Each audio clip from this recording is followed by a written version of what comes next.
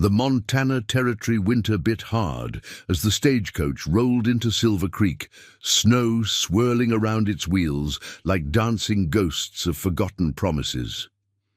Inside, Charlotte Adams clutched her 4-month-old twins closer, trying to shield them from the chill that seeped through the coach's wooden frame. Little Emily fussed against her shoulder while Michael slept, his tiny face peaceful despite the jostling of the rough road. "Almost there, my loves," Charlotte whispered, pressing a kiss to Emily's downy head.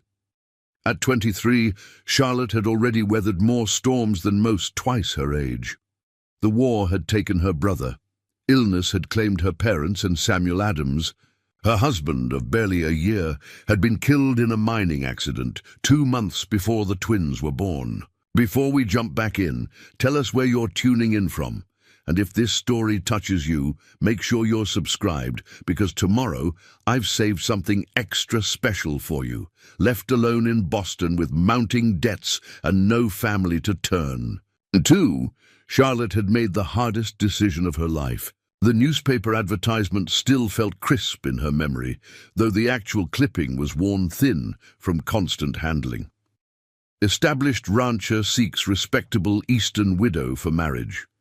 Position offers stability and good standing in a growing township. J.M. After weeks of correspondence, Jack Morrison's letters had convinced her that Silver Creek could offer her children the future Boston couldn't. Fresh air instead of factory smoke, open spaces instead of crowded tenements, and most importantly, a father figure who had written of his eagerness to provide for a ready-made family.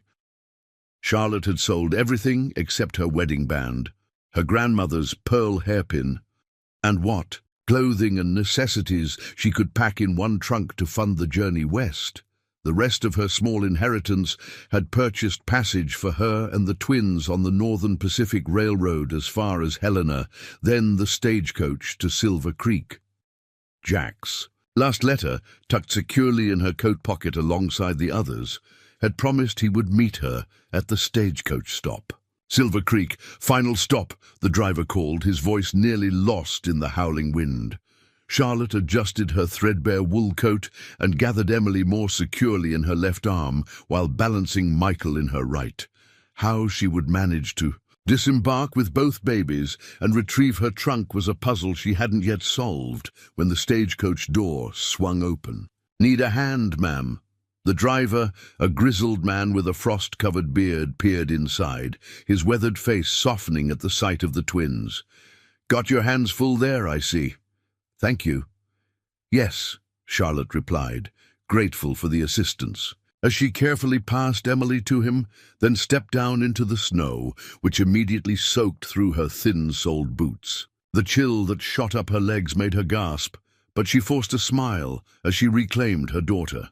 The stagecoach stop consisted of little more than a wooden platform adjacent to Silver Creek's main street, a single dirt thoroughfare lined with wooden buildings, a general store with peeling paint, a small church whose steeple stood straight despite the harsh winters it had endured, a saloon with rough-looking men huddled around its entrance for warmth, and at the far end, a 2-story building with a sign identifying it as Morrison's General Store and Feed Supply. Charlotte's heart leapt. Jack Morrison's business, the foundation of the security he'd promised in his letters. She scanned the small crowd that had gathered at the stagecoach's arrival, searching for the man who had described himself as 40 years of age, of average height, with brown hair graying respectably at the temples, and a demeanor befitting a businessman of standing. "Mrs. Adams." Charlotte turned, hope rising in her chest despite her exhaustion. A tall man approached, well-dressed in a wool coat that spoke of prosperity. His hair was indeed brown with silver at the temples, and his clean-shaven face might have been handsome if not for the deepening frown as his gaze moved from her face to the infants in her arms. "Mr. Morrison?" she asked, shifting Emily higher on her shoulder as the baby began to cry from the cold. "Jack Morrison?" "Yes." His voice was clipped, nothing like the warm, inviting tone she'd imagined while reading his letters. He made no move to assist her or greet her properly. Instead, he stood stiffly, his eyes now fixed on the twins with unmistakable dismay. "It's a pleasure to finally meet you," Charlotte said, trying to keep her voice steady despite the sinking feeling in her stomach. "I apologize for Emily's crying. The journey has been long and they're both cold and hungry." "You didn't mention children in your letters," Jack said flatly. "Not once." Charlotte blinked in confusion. "I most certainly did. In my second letter, I explained that I was recently widowed with infant twins. I was explicit about needing a fresh start for my small family. I received no such information." His tone suggested he believed she had deliberately deceived him. "I agreed to marry a widow, Mrs. Adams, not to take responsibility for another man's offspring." The stagecoach driver, who had been unloading her trunk, paused at the harsh words. Nearby conversations quieted as townfolk turned to observe the uncomfortable exchange. "There must be some mistake," Charlotte insisted, though doubt began to creep in. Had the letter explaining her children somehow gone astray? "I would never have undertaken such a journey without being forthright about my circumstances." Jack Morrison shook his head, taking a step backward as though to distance himself physically from the situation. "Mistake or deliberate omission, the result is the same. I have no interest in raising another man's children. I sought a wife to manage my household and present a respectable image for my business, not to inherit a ready-made family." Charlotte felt as though the ground was shifting beneath her feet. The babies, sensing her distress, both began crying in earnest. "What am I to do, then?" she asked, struggling to maintain her composure as curious onlookers gathered. "I've spent everything I had to come here." "That's hardly my concern," Morrison replied, though a flicker of discomfort crossed his face at the attention they were drawing. He lowered his voice. "There's a small hotel down the street. I'll pay for 2 nights' lodging. After that, you'll need to make other arrangements." Before Charlotte could respond, a woman pushed through the small crowd that had gathered. Middle-aged, with grey streaking her dark hair, she wore a practical dress beneath her heavy coat. She approached with concern etched on her kind face. "Everything's all right here, Jack?" she asked, though her gaze was fixed on Charlotte and the distressed twins. "A misunderstanding, Mrs. Parker," Morrison replied stiffly. "Mrs. Adams failed to mention certain complications in our correspondence." Mrs. Parker's eyes narrowed slightly at Morrison's tone, but her expression remained polite. "I see." She turned to Charlotte, her face softening. "Those little ones are near frozen, poor things. The hotel's not fit for babies. Drafty old place." She straightened her shoulders. "I'm Sarah Parker. I run the boarding house just up the street. We have a room that would suit you and the little ones better." Charlotte's eyes stung with tears she refused to shed. "Thank you, but I'm afraid I have limited funds for lodging." "We can discuss that later," Sarah said firmly. "Right now, those babies need warmth, and I'd wager you could use a hot meal yourself." Jack Morrison cleared his throat. "As I was saying, I'll cover 2 nights' lodging." "That's very generous of you, Jack," Sarah interrupted, her tone suggesting, "It was anything but. I'm sure your conscience is much relieved." She turned back to Charlotte. "Come along, dear. My son can bring your trunk." Charlotte found herself following Sarah Parker away from the stagecoach stop, away from Jack Morrison and his broken promises, and toward an uncertain future in a town where she knew no one. The twins' cries had subsided to whimpers, small puffs of breath visible in the cold air. Sarah's boarding house was a large 2-story structure with a wide porch and windows glowing warmly against the gathering dusk. Inside, the entryway opened to a comfortable sitting room where a fire crackled. In the hearth, the smell of stew and fresh bread filled the air, making Charlotte's stomach clench with hunger. "Andy," Sarah called, "come help with this lady's trunk." A young man of perhaps 17 appeared from a back room, wiping his hands on a cloth. He took in the scene, Charlotte with the twins, his mother's determined expression, and nodded. "Yes, ma'am, is it still at the stage?" "Right where that fool Morrison left it," Sarah confirmed, helping Charlotte remove her coat while somehow managing to support her arm that held little Michael.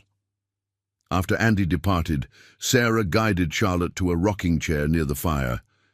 "Now then, let me hold one of these little angels while you warm up." Too exhausted to protest, Charlotte surrendered Emily to the older woman's capable hands. Sarah cooed to the baby while expertly checking her for any signs of cold exposure.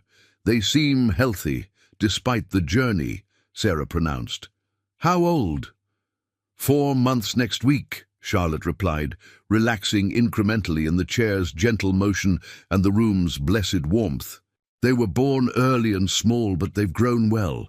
Sarah nodded approvingly. "And their names?" "Emily and Michael," Charlotte's voice caught. "After my husband. He died before they were born." Understanding filled Sarah's eyes. "And so you answered Jack Morrison's advertisement?" "Yes." Charlotte didn't elaborate further. The humiliation of her reception was still too raw. Sarah's expression hardened briefly. "Morrison's a prominent businessman here, but he's always been more concerned with appearances than substance. I should have guessed his sudden interest in finding an Eastern bride had more to do with impressing his business associates than genuine companionship." The front door opened, bringing a blast of cold air as Andy returned with Charlotte's trunk. Another figure followed him inside, a tall man in a heavy coat dusted with snow, a leather satchel in hand. "Back so soon, Nathan?" Sarah asked. "I thought the Wilson boy was laid up with that fever." "His fever broke," the man replied, removing his hat to reveal dark hair threaded with silver and a face lined by time and weather, yet handsome in its strong features. His eyes, a deep green that reminded Charlotte of summer forests, moved from Sarah to Charlotte and the babies with undisguised curiosity. "Dr. Nathan Taylor," Sarah said by way of introduction. "My brother. Nathan, this is Mrs. Charlotte Adams and her twins, Emily and Michael. They've had quite the welcome to Silver Creek, I'm afraid." Dr. Taylor hung his coat on a peg by the door, approaching with a practiced eye that seemed to take in Charlotte's. Pale exhaustion and the baby's condition in one sweeping glance. "Mrs. Adams was Jack Morrison's intended," Sarah continued, her tone conveying volumes. "Was?" Dr. Taylor raised an eyebrow. "Mr. Morrison was unprepared for children," Charlotte said quietly, embarrassment coloring her cheeks. Understanding dawned in the doctor's eyes, followed by something that might have been anger, quickly masked. "I see." He moved closer, bending slightly to observe Michael in Charlotte's arms. "May I?" "Traveling can be hard on little ones." Charlotte nodded, allowing the doctor to examine her son with gentle, competent hands. His touch was professional, yet somehow comforting, as he checked the baby's lungs, temperature, and reflexes.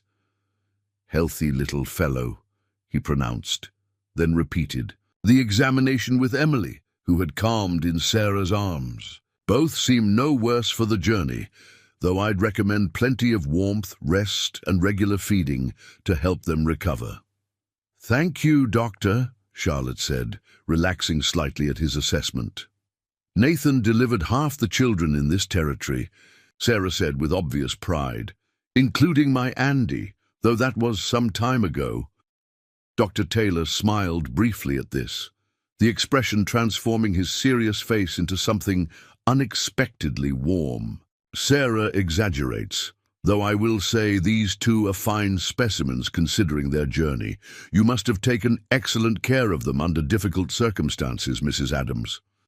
The simple acknowledgement of her efforts, something no one had offered since she'd been widowed, brought a fresh wave of emotion that Charlotte struggled to contain. She blinked rapidly, focusing on Michael's tiny fingers wrapped around her own.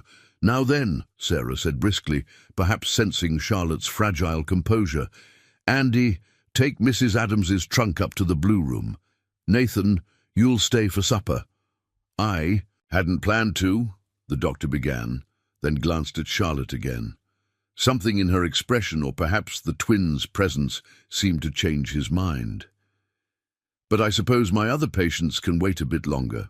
As Andy carried her trunk upstairs and Sarah disappeared to the kitchen with Emily still contentedly cradled in her arms, Charlotte found herself alone with Dr. Taylor. The silence stretched between them, not uncomfortable but heavy with unasked questions. "I apologize for intruding on your family's hospitality," Charlotte finally said. "Once I've rested, I'll make arrangements to move on." Dr. Taylor studied her with those perceptive green eyes.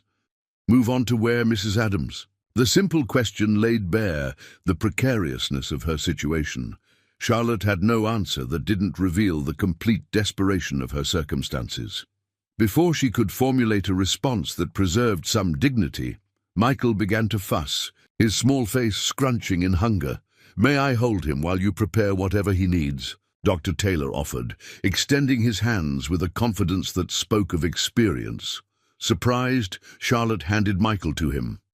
Most men she'd known, including her late husband, had been hesitant with infants, especially fussy ones.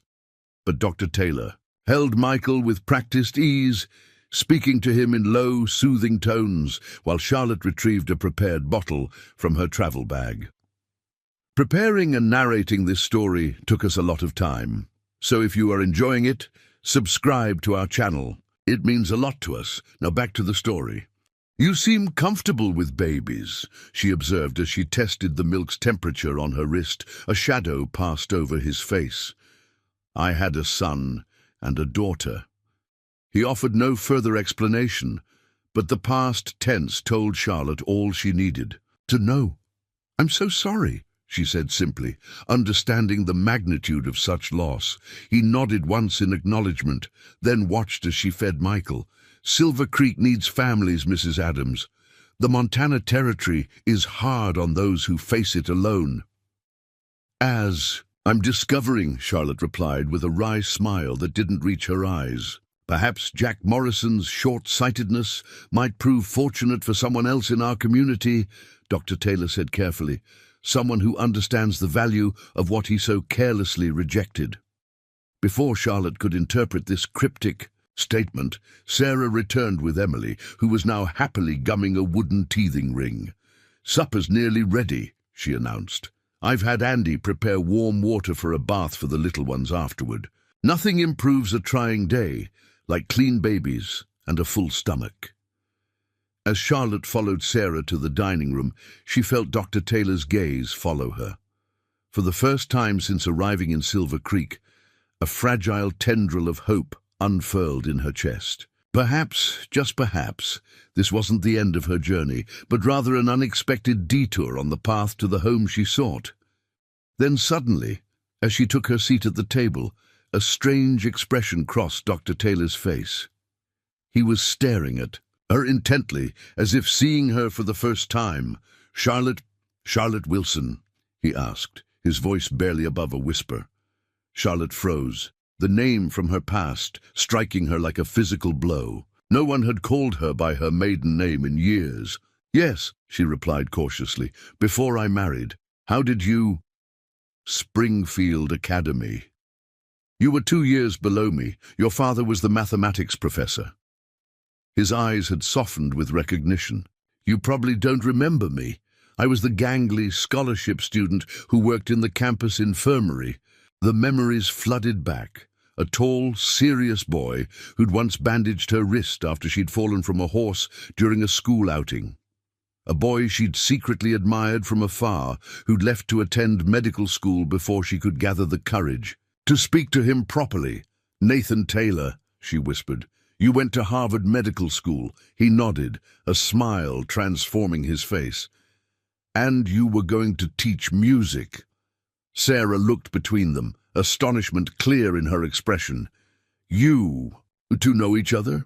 "We did, once," Nathan said, his eyes never leaving Charlotte's face. "A lifetime ago." The twins, oblivious to this revelation, continued their contented babbling. but something had shifted in the atmosphere of the room.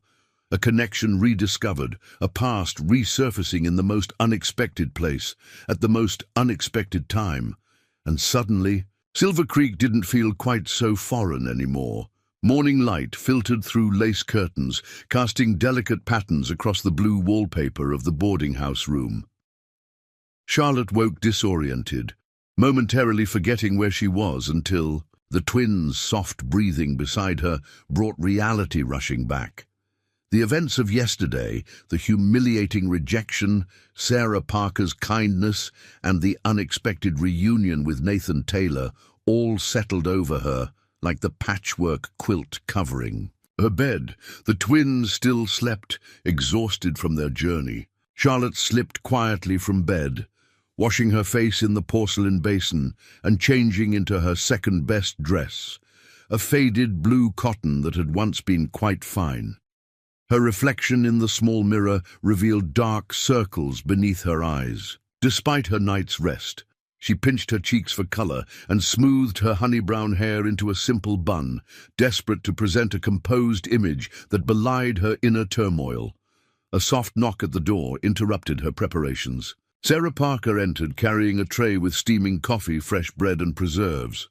"Thought you might prefer breakfast up here this morning," she said, setting the tray on a small table. "Those little ones still sleeping?" Charlotte nodded gratefully. "They rarely sleep this long. The journey must have exhausted them. Travel's hard on the smallest ones," Sarah agreed, pouring coffee into a delicate cup. "I've prepared bottles for when they wake. My Andy found your formula supplies in your trunk. Hope you don't mind." "Of course not. Thank you for your kindness, Mrs. Parker. Sarah, please." She sat in the chair opposite Charlotte. "So, Springfield Academy, you and Nathan." Charlotte's cheeks warmed. "We barely knew each other. He was an upperclassman when I was just a girl." "Yet he remembered you instantly." Sarah's eyes twinkled with interest. "That's not nothing." "It was a small school," Charlotte deflected, sipping her coffee. "And being the professor's daughter made me somewhat visible." Sarah seemed unconvinced, but didn't press further. "Nathan was up half the night, pacing. Said he needed to think. That man thinks too much, if you ask me." Charlotte hesitated, then voiced the question that had plagued her through the night. "He mentioned he had children, in the past tense." Sarah's expression sobered. "His wife Caroline and their children William and Grace died in a fever epidemic 3 winters ago. Nathan was 30 miles away, tending miners after a tunnel collapse. By the time he returned..." She left the sentence unfinished, the conclusion evident. "How terrible," Charlotte whispered, understanding now the shadows she'd glimpsed in his eyes. "It nearly destroyed him," Sarah acknowledged. "He sold their homestead, couldn't bear to live there with the memories, and moved into rooms above. His practice in town, threw himself into his work. This is the first time I've seen a spark of his old self since that day."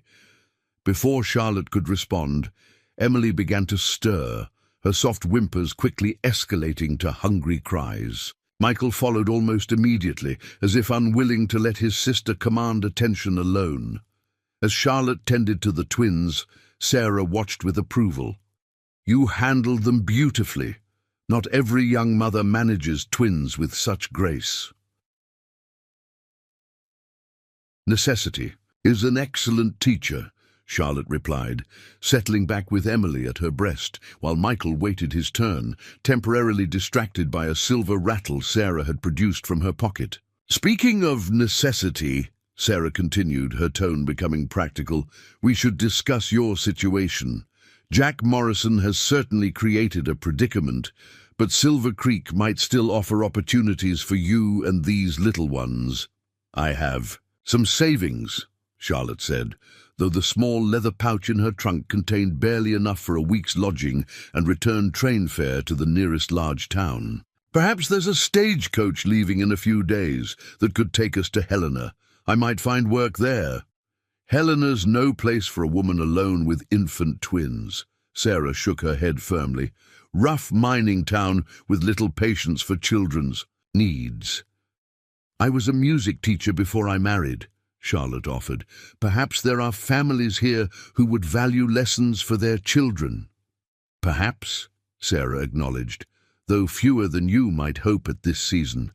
Most ranching families focus on survival during winter months. Extras like music lessons wait for spring prosperity." Charlotte's heart sank as the practical challenges of her situation became increasingly apparent. Even if she found modest employment, accommodations that allowed for the twins would be difficult to secure. The alternative, returning east in defeat, seemed equally impossible given her depleted resources and the absence of family support in Boston. "There is another possibility," Sarah said carefully, eyeing Charlotte with consideration. "Nathan mentioned it this morning before he left for his rounds." "Dr. Taylor has been more than kind already," Charlotte demurred, uncomfortable with the thought of accepting further charity. "Not charity," Sarah corrected, seeming to read her thoughts. "A proposition of mutual benefit." Charlotte stiffened slightly. "I'm not sure I understand." "Nothing improper," Sarah assured her quickly. "Nathan's practice has grown beyond his ability to manage alone.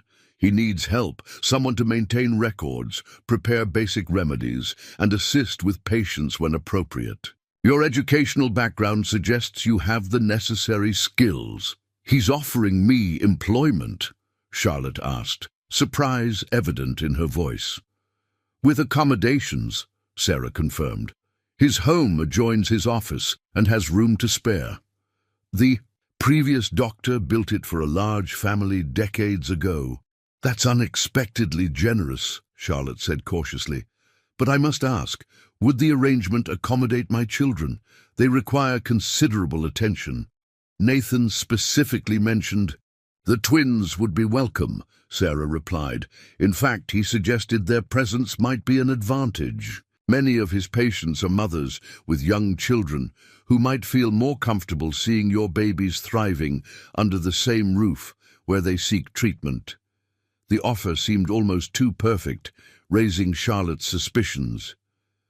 "Forgive my directness, but why would Dr. Taylor extend such an opportunity to someone he barely remembers from years ago?" Sarah considered her answer carefully. "Nathan is a practical man. Qualified help is scarce in Silver Creek. You're educated, obviously capable, and in need of a situation that accommodates your children. Your needs align with his." She paused, then added, "And perhaps seeing a familiar face from before his losses has awakened something he's kept dormant for too long." It was a practical explanation, yet Charlotte sensed something unspoken beneath it. Still, she couldn't deny the position solved her most pressing concerns: shelter, income, and the ability to care for her children while working. "I would need to consider this offer carefully," she said finally. "Perhaps visit his home and office to better understand the duties involved." "Of course," Sarah agreed immediately. "Nathan suggested this afternoon, if that suits. He returns for a midday meal around noon." As Sarah departed to attend to other boarders, Charlotte found herself facing a decision she hadn't anticipated when she'd boarded the stagecoach in Helena. Rather than becoming Jack Morrison's wife, she was considering becoming Nathan Taylor's employee, a startling shift from dependent spouse to self-supporting woman. The morning passed quickly as Charlotte cared for the twins, repacked her meager belongings, and considered her limited options. By the time noon approached, she had prepared herself to at least explore Dr. Taylor's offer before making any decisions about their future. Sarah offered to watch the twins while Charlotte visited Dr. Taylor's practice. "They'll be fine with me," she assured Charlotte, "and you'll think more clearly without them, for an hour or two." Charlotte hadn't been separated from her babies since their birth, and the prospect both worried and relieved her. Worry won briefly, until Sarah demonstrated her obvious competence with infants, settling both twins in a cradle she'd had Andy bring down from the attic. "My sister-in-law, Nathan's wife, had her babies in this," Sarah explained softly as she gently rocked the cradle. "It's good to see it used again." This reference to the doctor's family stirred Charlotte's curiosity further, but she refrained from prying. Instead, she thanked Sarah and set out for the doctor's office located on Silver Creek's main street, just past the church. The building was larger than Charlotte expected, a well-maintained two-story structure with Dr. Nathan Taylor, physician and surgeon, painted on a wooden sign above the door. A separate entrance at the side presumably led to the adjoining residence. The waiting room was empty when Charlotte entered, but a young woman looked up from a desk near a doorway that likely led to examination rooms. "Mrs. Adams?" the woman asked, rising. "I'm Maggie Brooks, Dr. Taylor's nurse. He's just finishing with his last patient before midday and asked me to make you comfortable." She gestured to a chair. "May I offer coffee while you wait?"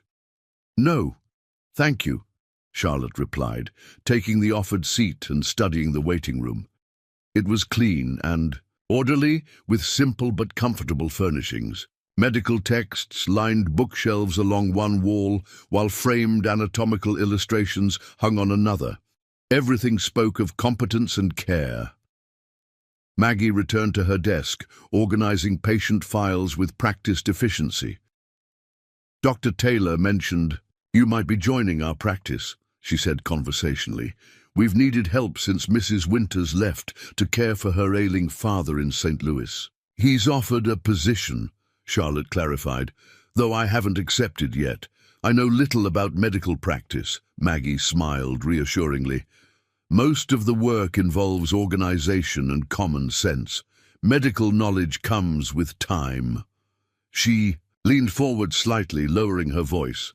"Between us, it would be a relief to have another woman here. I'm only part-time since my husband farms, and some female patients prefer women present during examinations." Before Charlotte could respond, a door opened, and Nathan appeared with an elderly man who was thanking him profusely for something. After seeing his patient out, the doctor turned to Charlotte. "Mrs. Adams," he greeted her, his formal tone belied by the warmth in his eyes. "Thank you for coming. I hope Maggie has made you welcome." "Very much so," Charlotte assured him, rising. "Good. I thought we might start with a tour of the office, then the residence, if that suits you." The tour was thorough and informative. The medical office consisted of 2 examination rooms, a small surgery, a dispensary for medicines, and a private consultation room. Nathan explained the filing system, inventory procedures for medical supplies, and the basic duties that would fall to Charlotte if she accepted the position.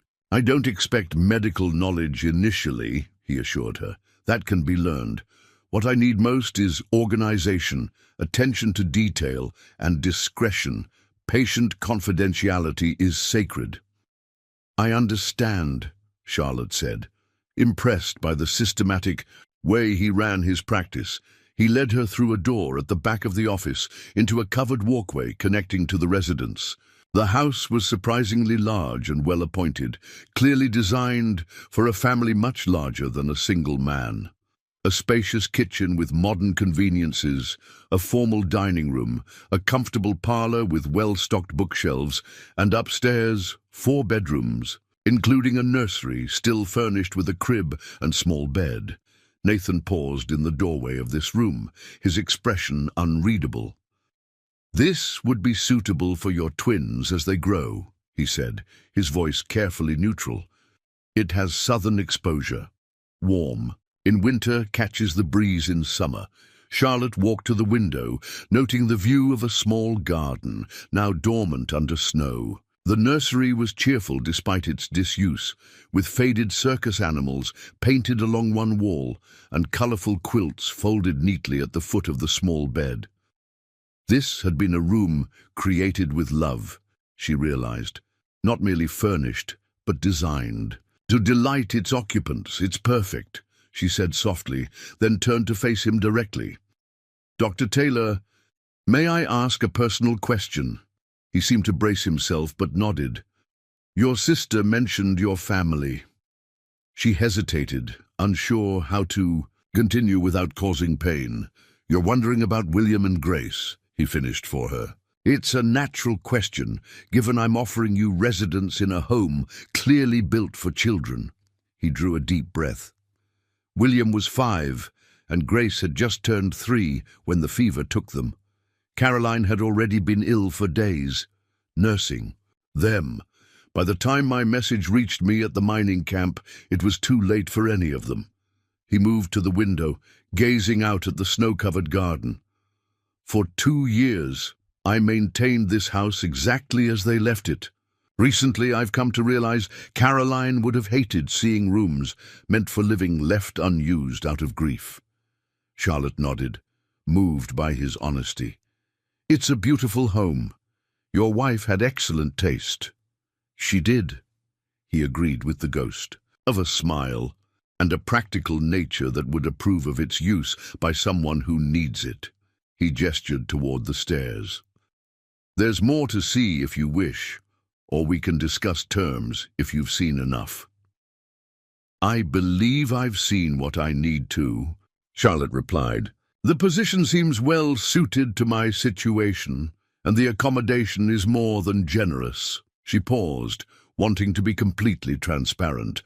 I should mention that while I'm a quick learner, my experience with medical matters is limited to basic first aid and caring for my children through minor illnesses. As I said, medical knowledge can be acquired, Nathan assured her. Maggie will assist with patient care until you're comfortable taking on those duties. Initially, I need someone to manage the office, prepare simple tinctures and remedies from established formulas, and maintain order in both house and practice. They proceeded to discuss specifics, hours, compensation, duties, and when Charlotte might begin. The terms were more than fair, offering security she hadn't dared hope for just 24 hours earlier. Yet beneath her gratitude lay an unsettling question. Was she accepting this position because it truly suited her, or because desperate circumstances left her no choice? As if sensing her internal conflict, Nathan said quietly, "Take until tomorrow to consider, Mrs. Adams. This decision affects not only you, but your children. I wouldn't rush you into something of such consequence." His consideration touched her. How different from Jack Morrison's cold dismissal was this man's thoughtful respect for her autonomy, even knowing her precarious situation. "Thank you, Doctor.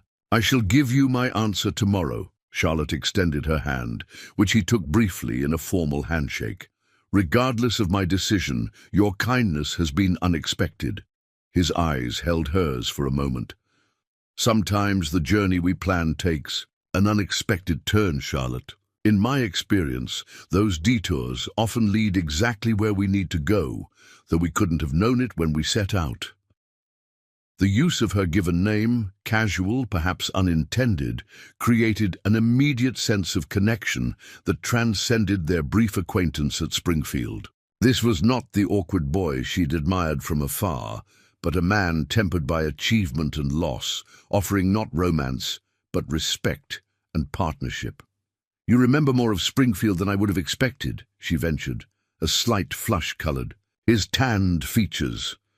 "I remember the professor's daughter, who played piano at Sunday gatherings, who helped younger students with their compositions when they struggled, who once defended a kitchen maid accused of stealing when no one else would speak up." Charlotte felt warmth spread through her cheeks. "I didn't think anyone noticed those things." "I noticed," he said simply, as she walked back to the boarding. A house through the crisp afternoon air. His words echoed in her mind. Her carefully planned future with Jack Morrison had crumbled upon arrival, yet within 24 hours, another path had opened, one that offered independence rather than subservience, partnership rather than patronage. Sarah was waiting anxiously when Charlotte returned, the twins happily playing on a blanket near the hearth. "Well," she demanded without preamble, "what did you think?" "The position is more than I could have hoped for," Charlotte admitted, removing her coat and kneeling to greet her babies. "And the accommodations are perfect for us." "But?" Sarah prompted, sensing her hesitation. Charlotte gathered Michael into her arms, inhaling his sweet baby scent.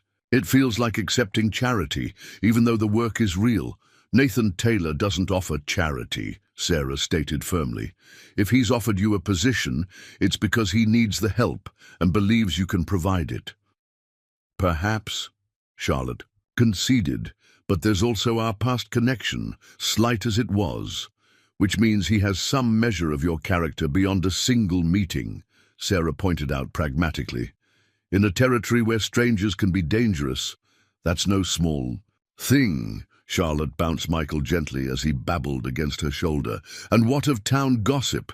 A young widow living in a bachelor's home, even with separate quarters.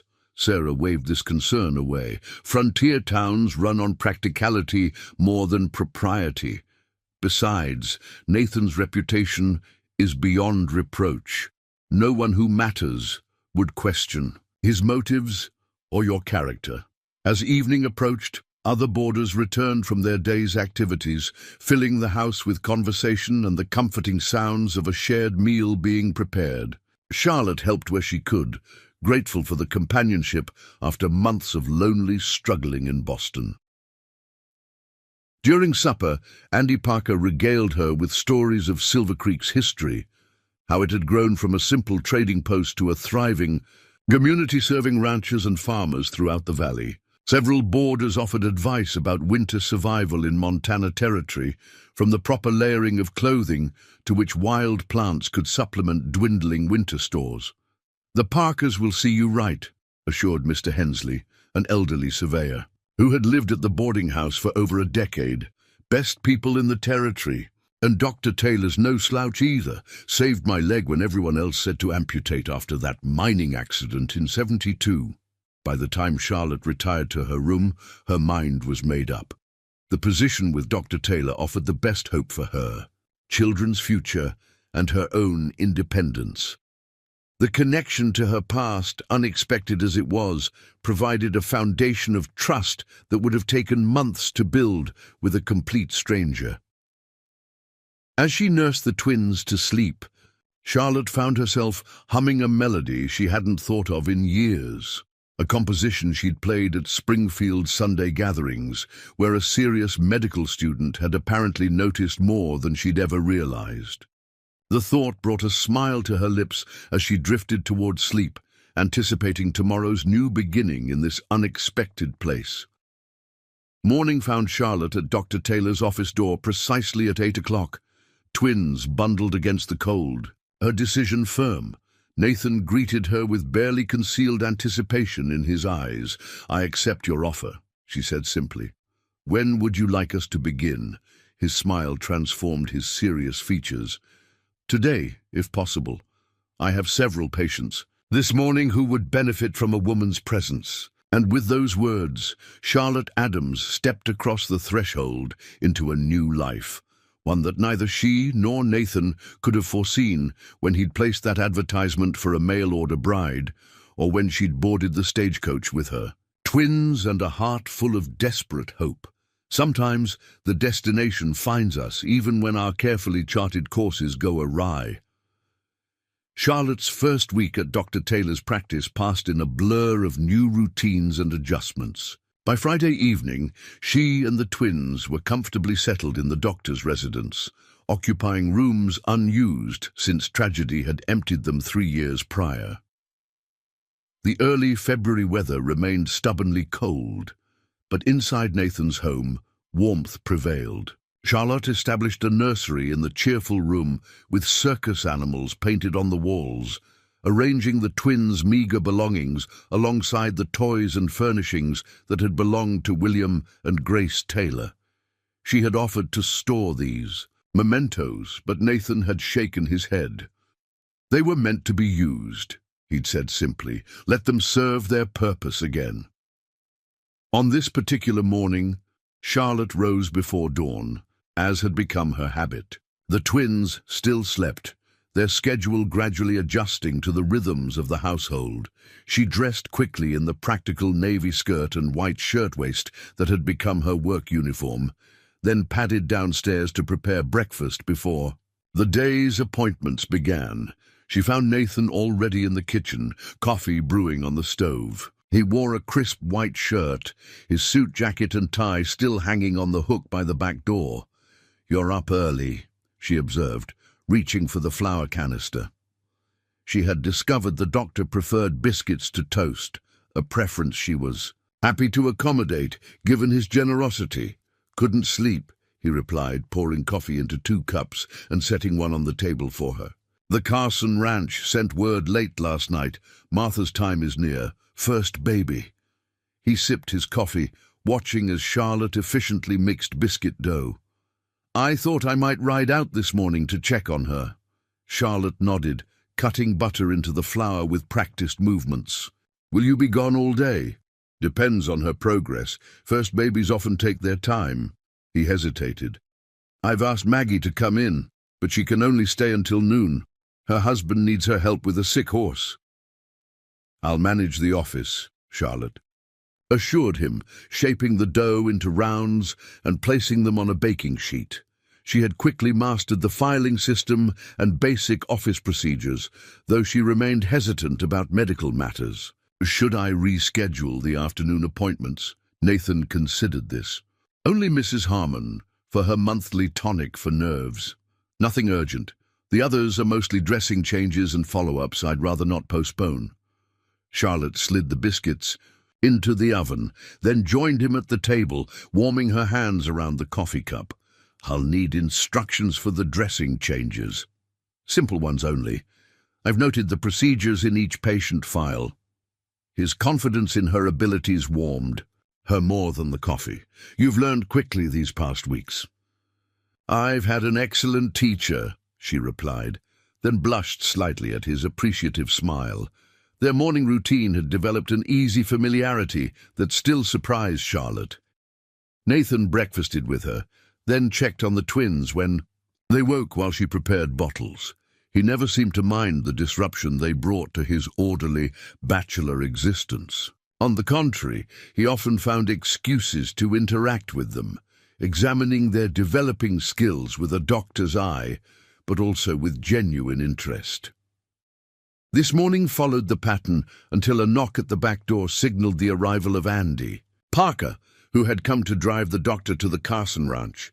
"I'll likely return by supper," Nathan told Charlotte as he gathered his medical bag and heavy coat. "Send word with Andy if any emergencies arise." After his departure, Charlotte settled into the day's tasks. The twins cooperated by napping longer than usual, allowing her to organize patient files and prepare the examination rooms before Maggie Brooks arrived to assist with morning appointments.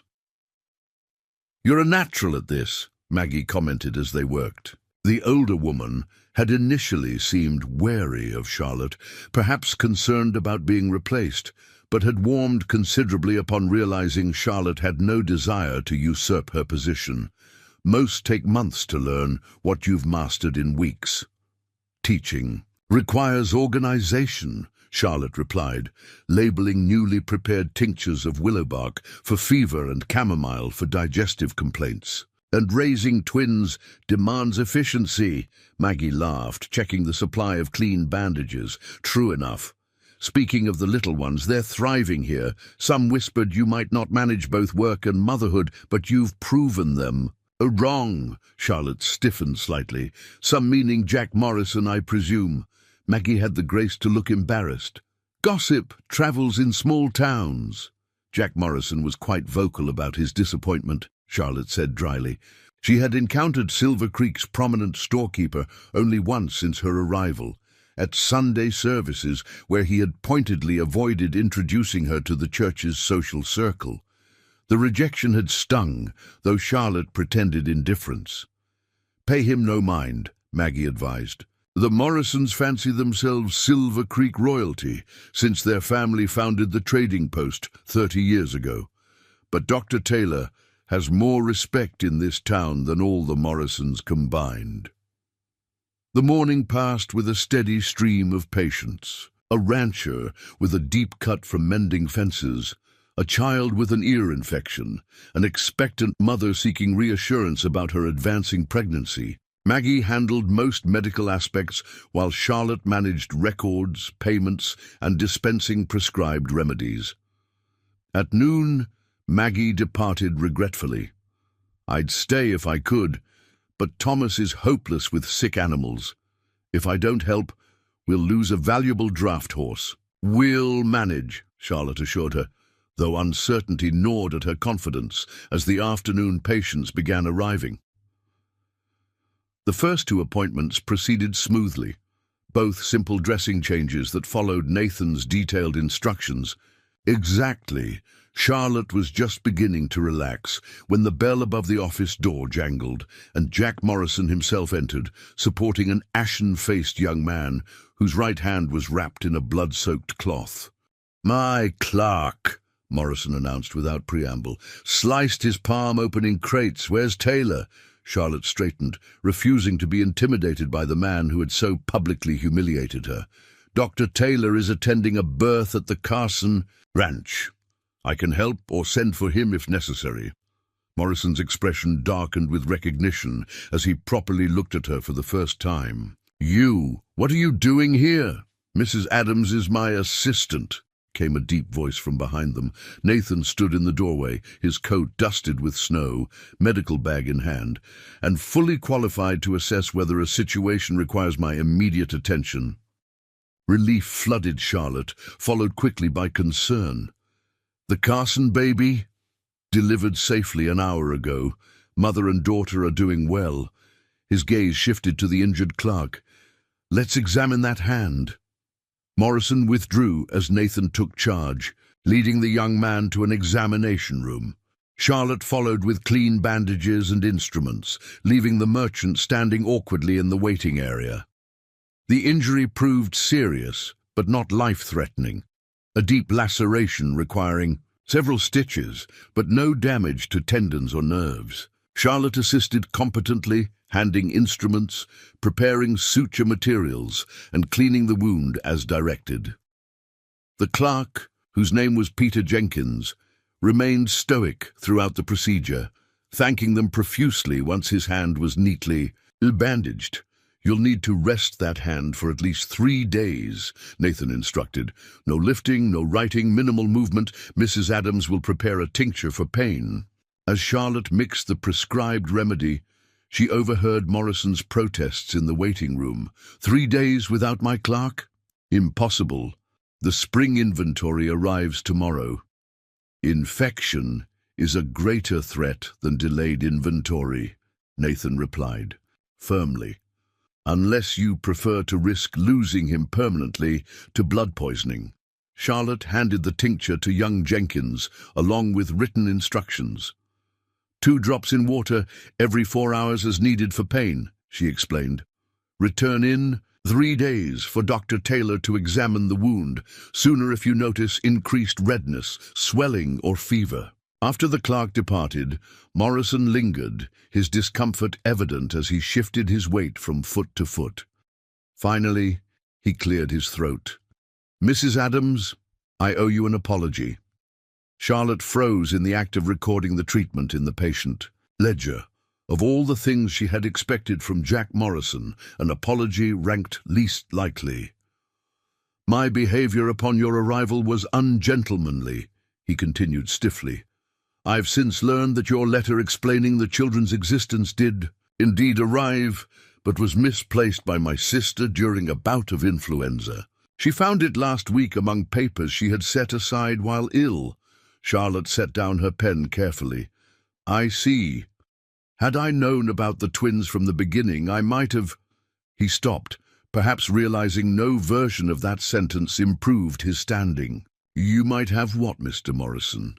Charlotte's voice remained steady, despite the anger simmering beneath her composed exterior. "Rejected me by letter, instead of in person. Saved us both the embarrassment of a public scene." Morrison flushed. "I merely meant, I believe Mrs. Adams understands your meaning perfectly," Nathan interrupted, his tone deceptively mild, though Charlotte noted the tension in his jaw. "Your apology is noted. Now, if you'll excuse us, we have other patients waiting." No other patients waited, in fact. but Morrison didn't challenge the claim. With a stiff nod, he departed, the bell jangling discordantly in his wake. Silence stretched between them until Charlotte spoke. "Thank you for your timely return, Doctor." "Fortuitous timing," he agreed, removing his coat, "though from what I observed you were handling Morrison quite capably on your own." "Morrison doesn't concern me," Charlotte replied, returning to her record-keeping, "though I admit I was relieved to have your expertise for his clerk's injury. A deep laceration requires more skill than I currently possess." Nathan studied her for a moment, then made a decision. "Perhaps it's time to expand your medical training beyond basic procedures. You've mastered the administrative aspects more quickly than I anticipated." Charlotte looked up in surprise. "Would you teach me more advanced skills?" "If you're willing to learn," he replied. "Your steady hands and attention to detail would serve you well in medical practice, and having another trained person in Silver Creek would benefit the community, especially when I'm called away on distant cases."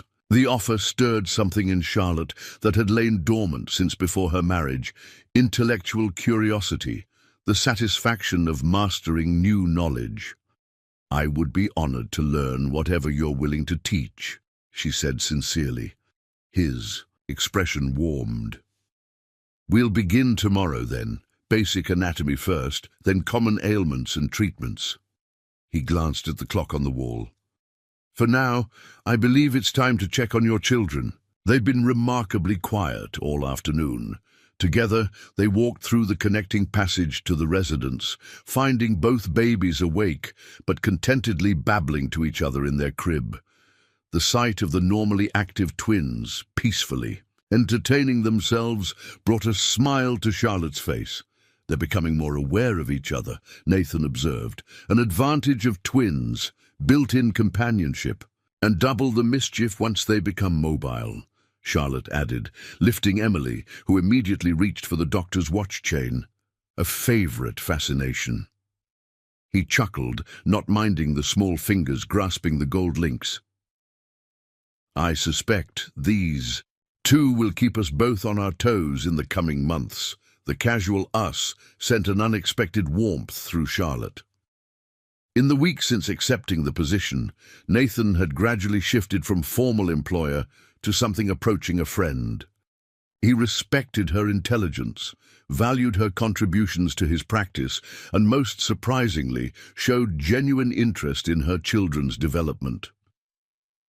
The remainder of the afternoon passed pleasantly as Charlotte prepared supper, while Nathan entertained the twins in the kitchen. He had fashioned a safe enclosure from a large wooden box lined with blankets, allowing them freedom to practice sitting up while containing their increasing attempts at mobility. "William used to escape every containment we devised," he remarked, helping Michael maintain his precarious balance. By 9 months, he could scale barriers twice his height. Charlotte noted how naturally he now shared memories of his children, a stark change from the guarded silence of her first weeks. "Michael shows similar determination," she replied. "Emily is more cautious, but equally persistent in her own way." "Different temperaments from the beginning," Nathan nodded. "Grace was our thinker, observed everything carefully before attempting anything new. William leaped first and considered consequences later, if at all." Charlotte smiled, stirring the beef stew, simmering on the stove. "My brother Robert was the same, always rushing headlong into adventure. I was forever patching his scrapes and bruises." "Your first medical experience," he teased, a glint in his eyes. "I suppose it was," she laughed. Though Rob was a reluctant, patient at best, their conversation continued through supper, comfortable and unforced. Charlotte described her childhood in Massachusetts, her years teaching music at a small school in Boston, her brief marriage to Samuel Adams. Nathan shared stories of his medical training at Harvard, his decision to practice in Montana Territory, rather than Boston, his courtship of Caroline Taylor, who had followed him west despite her wealthy family's objections. She never regretted it, he said, a bittersweet smile crossing his features. Even during the harshest winters, the loneliest times when I was called away for days to remote homesteads, she maintained that our life here had meaning her Boston existence lacked. She sounds remarkable, Charlotte said gently. She was. He gazed into the fire for a long moment, then visibly returned to the present. As are you, Mrs. Adams. Few women would have shown resilience in the face of Morrison's rejection, let alone built a new life so quickly. Necessity is a powerful motivator, Charlotte replied, and I had help. She hesitated, then added softly, Your kindness made all the difference. Their eyes met across the table, something unspoken passing between them. The moment lingered until Emily broke it with a demanding cry for attention. As Charlotte tended to the twins' bedtime routine later that evening, her thoughts returned to that moment and the gradual transformation of her circumstances. 1 month ago, she had departed Boston with little hope beyond securing basic survival for her children. She had arrived in Silver Creek to rejection and seeming disaster. Yet somehow she now found herself in a comfortable home with meaningful work, learning new skills under the guidance of a man who respected her intelligence and accepted, even welcomed, her children. Was this merely fortunate coincidence, she wondered, or something more deliberate? The question followed her into dreams, where Nathan Taylor's green eyes held promises she dared not interpret while awake. Morning brought a fresh perspective and new developments. Charlotte descended to the kitchen to find Nathan already dressed for the day, a letter opened before him at the breakfast table. News, she inquired, moving to prepare coffee. From the Territorial Medical Board, he confirmed.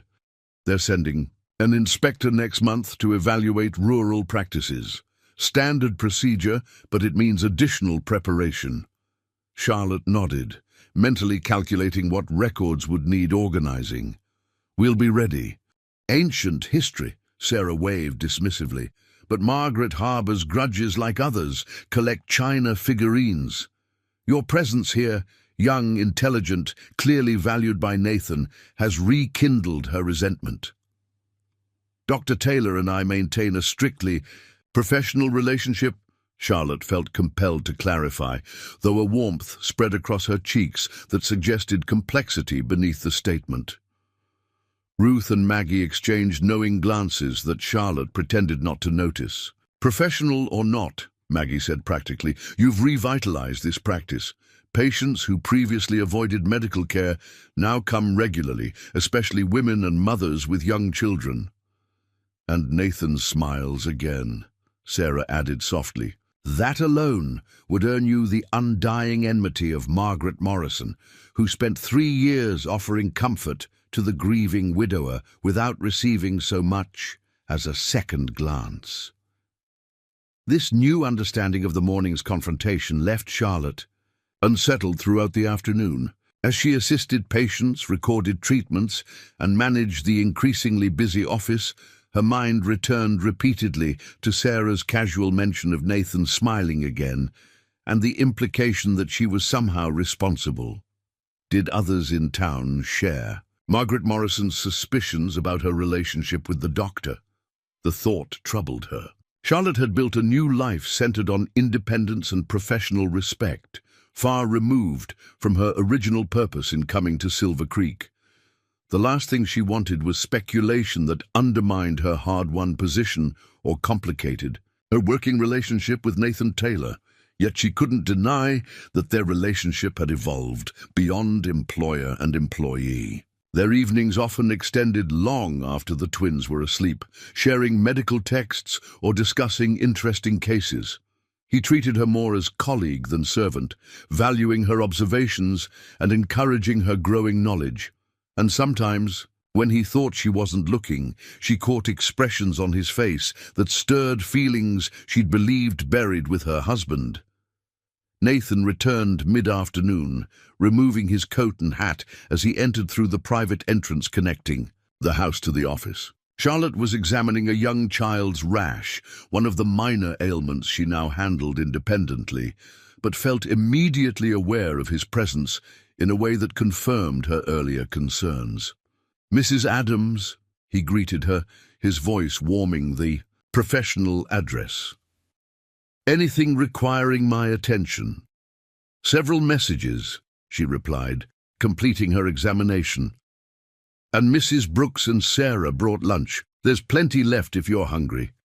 Once the young patient departed with salve for the rash and instructions for care, Charlotte briefed Nathan on the morning's appointments and messages. She hesitated before mentioning the delegation's visit, unsure how to frame their concerns without creating awkwardness.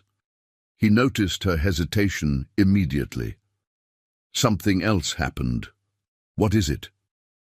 "The Ladies' Aid Society sent representatives," Charlotte admitted.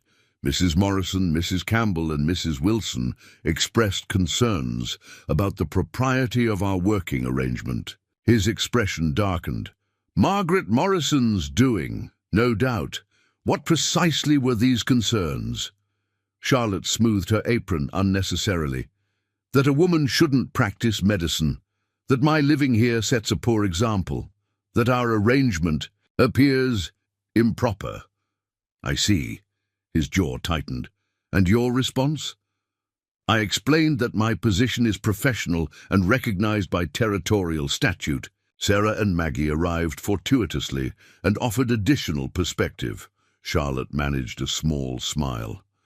"I believe the delegation retreated in strategic disorder."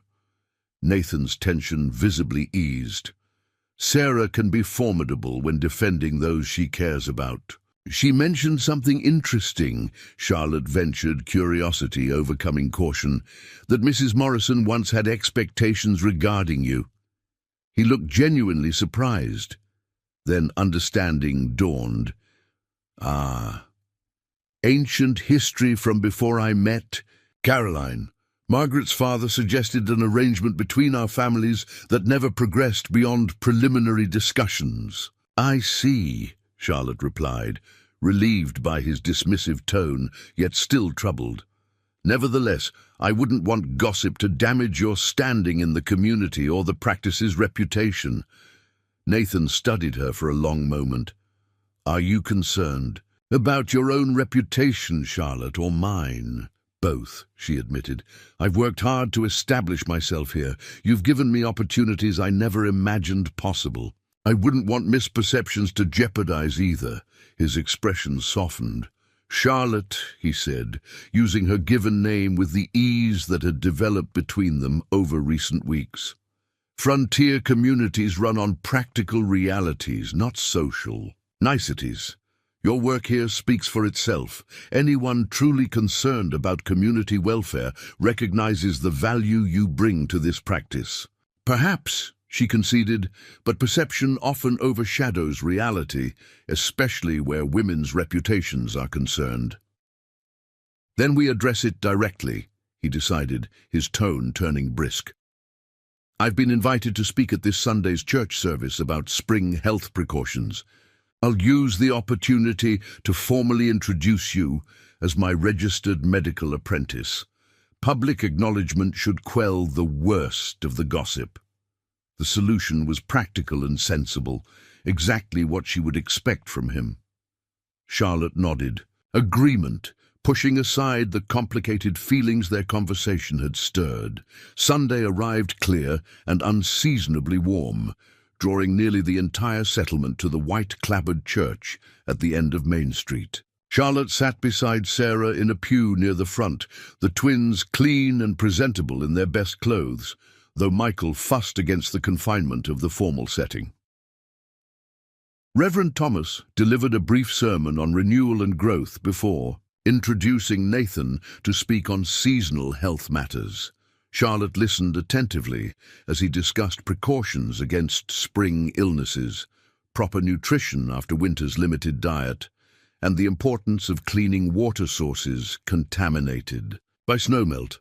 Finally, he concluded, "I wish to make a formal announcement regarding my medical practice. As many of you know, Mrs. Charlotte Adams has been assisting me these past 2 months, bringing welcome organization and additional care to our community. Today, I'm pleased to announce that the Territorial Medical Board has approved Mrs. Adams's registration as an official medical apprentice under my supervision. A murmur rippled through the congregation.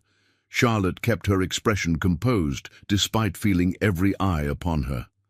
This appointment recognizes Mrs. Adams's intelligence, dedication, and natural healing abilities, Nathan continued. Silver Creek will benefit greatly from having additional medical expertise, particularly for women's concerns and children's ailments. I hope you'll join me in congratulating her on this achievement. He gestured for Charlotte to stand. She did, so reluctantly, balancing Emily on her hip while Sarah held Michael. The congregation's response was mixed. Some applauded politely, others whispered behind raised hands, and a few, notably Margaret Morrison and her companions, sat with stony expressions. Mrs. Adams will increasingly handle routine cases independently, Nathan explained, allowing me to devote more time to serious conditions and distant homesteads where medical care has been limited. This arrangement expands medical services available to all residents of Silver Creek and surrounding areas. His framing was masterful, Charlotte realized, positioning her role as community benefit rather than personal advancement, emphasizing practical advantages that even the most traditional residents would find difficult to dismiss. By the time they exited the church, several women had approached to congratulate her, including some who had previously kept their distance. Well handled, Sarah murmured as they walked home for Sunday dinner. Nathan always did know how to manage public opinion when it mattered to him. The medical benefits are genuine, Charlotte pointed out. It's not merely a matter of impression. Of course, Sarah agreed. But make no mistake, my brother rarely makes public pronouncements unless something matters deeply to him. The implication lingered in Charlotte's mind throughout dinner and into the evening as she prepared for the coming week's appointments. If her position truly mattered deeply to Nathan Taylor, beyond practical considerations, what did that suggest about his feelings? Toward her, the question remained unanswered as Monday dawned bright and busy. Charlotte focused on work, pushing personal considerations aside as patient after patient arrived seeking treatment for various spring ailments. By mid-afternoon, she had independently handled a dozen minor cases, feeling growing confidence in her medical judgment. As the last scheduled patient departed, the office door opened again, admitting Jack Morrison. Charlotte straightened, surprised by his unexpected appearance. "Mr. Morrison," she acknowledged coolly, "how may we assist you?" "I need to speak with Taylor," he replied tersely. "Privately. Dr. Taylor is performing a minor surgery. He should be finished shortly."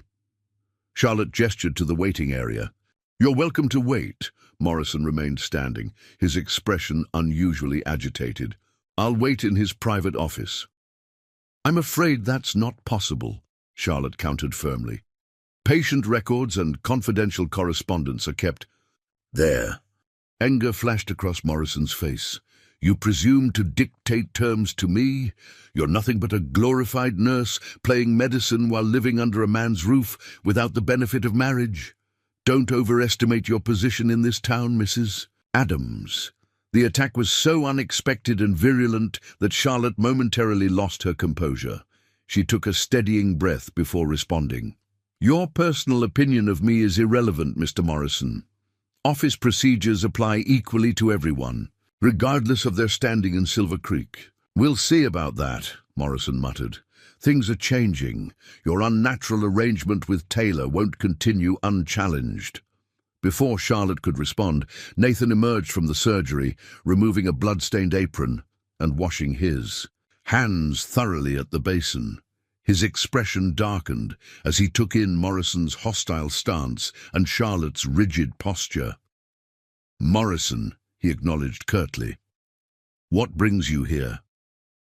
"A matter requiring private discussion," Morrison replied, "regarding certain investments and community concerns." Nathan dried his hands methodically. "Mrs. Adams has my complete confidence. Anything you wish to discuss can be said in her presence." The merchant's jaw tightened. "Very well. The town council met yesterday evening. There's a movement to enforce certain moral standards for businesses operating in Silver Creek, particularly those serving vulnerable populations." "Meaning?" Nathan prompted, though his expression suggested he already understood the implication.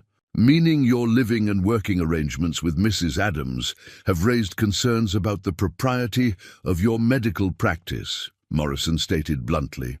"Either formalize your relationship through marriage, replace her with a male assistant, or face the possibility of official censure from the council." Shock rendered Charlotte momentarily speechless. The ultimatum laid bare the extent of opposition to her position and the limited options for addressing it. Nathan, however, appeared more angry than surprised. "The council has no authority over medical licensure or practice. That falls under territorial jurisdiction." "True," Morrison conceded with a thin smile. "But the council approves all business licenses within town limits. Your office operates under such a license, renewal due next month." The implicit threat hung in the air. Without a business license, Nathan could continue practicing medicine, but would be forced to relocate his office outside town boundaries, a significant hardship for both him and his patients. "Who exactly comprises this movement?" Nathan demanded. "You and whoever else holds debt at Campbell's Bank? Or is Blackwater Mining Company applying pressure again for my support of their clinic proposal?" Morrison's expression confirmed the accuracy of at least one assumption. Various concerned citizens share these views, including prominent church members, business leaders, and the Ladies' Aid Society. How convenient that moral outrage aligns so perfectly with business interests, Nathan observed coldly. "The council meets next Friday, correct? I'll address these concerns formally at that time." "As is your right," Morrison acknowledged. "But be prepared for public discussion of matters you might prefer kept private." His gaze shifted meaningfully to Charlotte before he departed, leaving tension thick in his wake. When the door closed behind him, Charlotte finally found her voice. "I'm so sorry. I never intended to create such difficulties for you or the practice." "You've created nothing," Nathan replied firmly. "This is about control, not morality. Morrison never forgiven me for purchasing the land he wanted for expansion 15 years ago. The Blackwater situation merely adds current motivation to old grudges." Charlotte shook her head, unconvinced. "Nevertheless, your practice shouldn't suffer because of my presence." "Perhaps I should—" "Don't," he interrupted, his voice softening as he moved closer. "Don't suggest leaving, Charlotte. Whatever Morrison and his allies attempt, we'll face it together." The conviction in his voice steadied her, but the merchant's ultimatum echoed in her mind. Either formalize your relationship through marriage, replace her with a male assistant, or face official censure. The options felt equally impossible, and the coming confrontation unavoidable. The week leading up to the town council meeting passed in a storm of activity. Word of Jack Morrison's ultimatum spread through Silver Creek with the speed of prairie fire, dividing the community into factions. While Charlotte maintained professional composure during office hours, privately, she battled waves of anxiety about the impending confrontation and its potential consequences. On Thursday afternoon, as the last patient departed, Charlotte closed the office ledger with uncharacteristic force. "This is absurd," she declared, turning to Nathan, who was organizing surgical instruments in the adjacent room. "The council meeting tomorrow will be about me, not the practice. My presence is causing division in a community that accepted you without question for 20 years. Nathan looked up, his expression somber. This isn't about you, Charlotte. It's about power and who wields it in Silver Creek. Morrison and his allies are using our arrangement as convenient leverage for broader aims. Nevertheless, I'm the leverage. They're using, she countered, moving to stand in the doorway. I've been thinking about Sarah's offer. His brow furrowed. What offer? To manage her boarding house while she visits her cousin in Denver this summer. The position includes accommodation for me and the twins. Charlotte's voice remained steady, despite the tightness in her chest. It would eliminate the immediate pretext for opposition to your practice. Nathan set down the instruments with deliberate care. For a long moment he remained silent, his back to her, as he seemingly studied the contents of the medical cabinet. When he finally spoke, his voice carried an edge she'd never heard before. Is that what you want, Charlotte? To abandon your medical training? To retreat into conventional women's work because a few small-minded individuals object to your advancement? Of course not, she replied, stung by his characterization. I've found purpose and fulfillment in this work that I never imagined possible, but I won't be the cause of destroying what you've built here. He turned then, crossing the distance between them with purposeful strides. You've become essential to what we're building here, not just to the practice, but to the community's health. Every woman who brings her children to you, rather than suffering in silence, every expectant mother who receives proper care because she trusts you, they matter more than Morrison's machinations. The intensity in his green eyes held her immobile. They stood barely a foot apart, closer than propriety, would strictly allow, close enough that Charlotte could detect the faint scent of the carbolic soap he used after examinations. Nathan, she said softly, using his given name with the comfortable familiarity that had developed between them, I don't want to leave, but I see no acceptable alternative. His expression shifted at the sound of his name on her lips.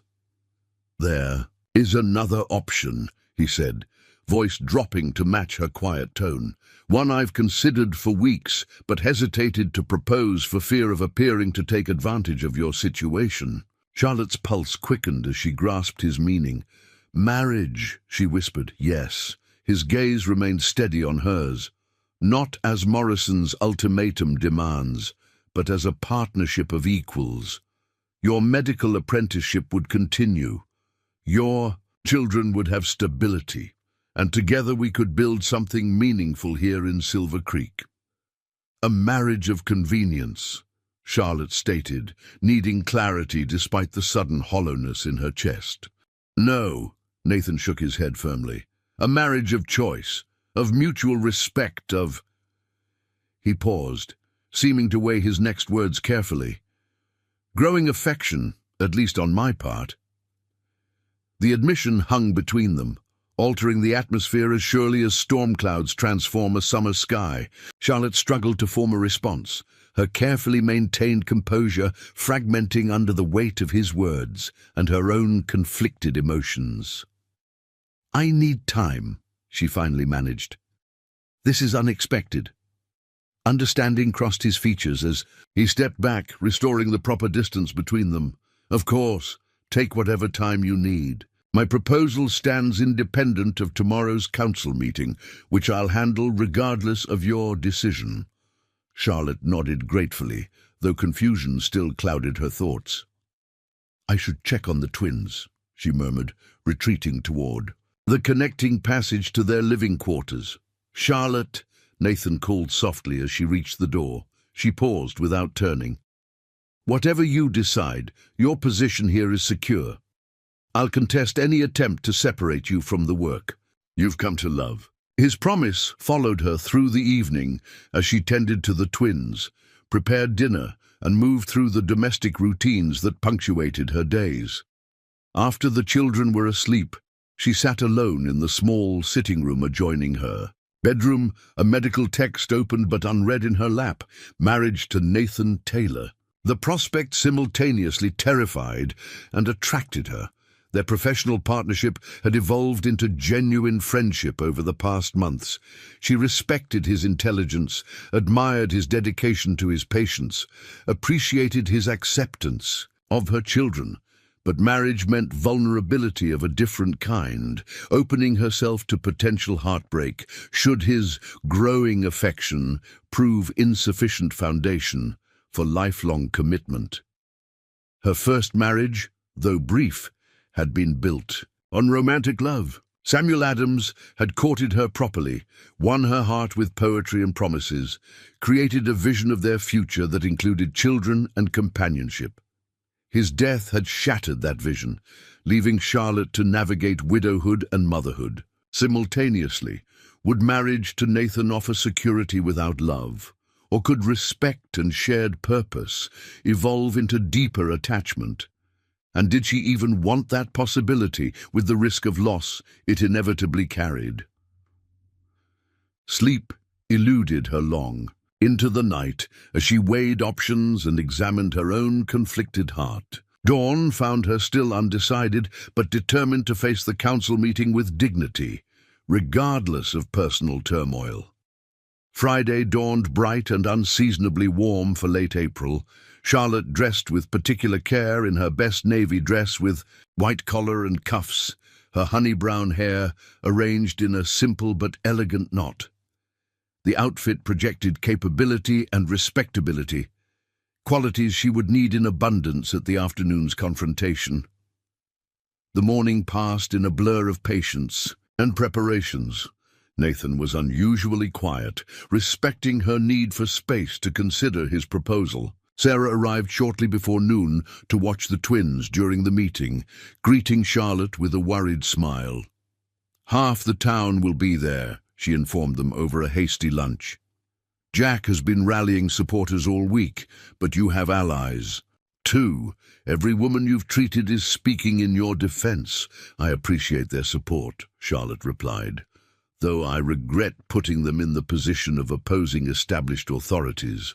Sarah snorted indelicately. "Established authorities need opposing when they overstep. Jack Morrison may own the largest store in town, but that doesn't give him the right to dictate how people live or work."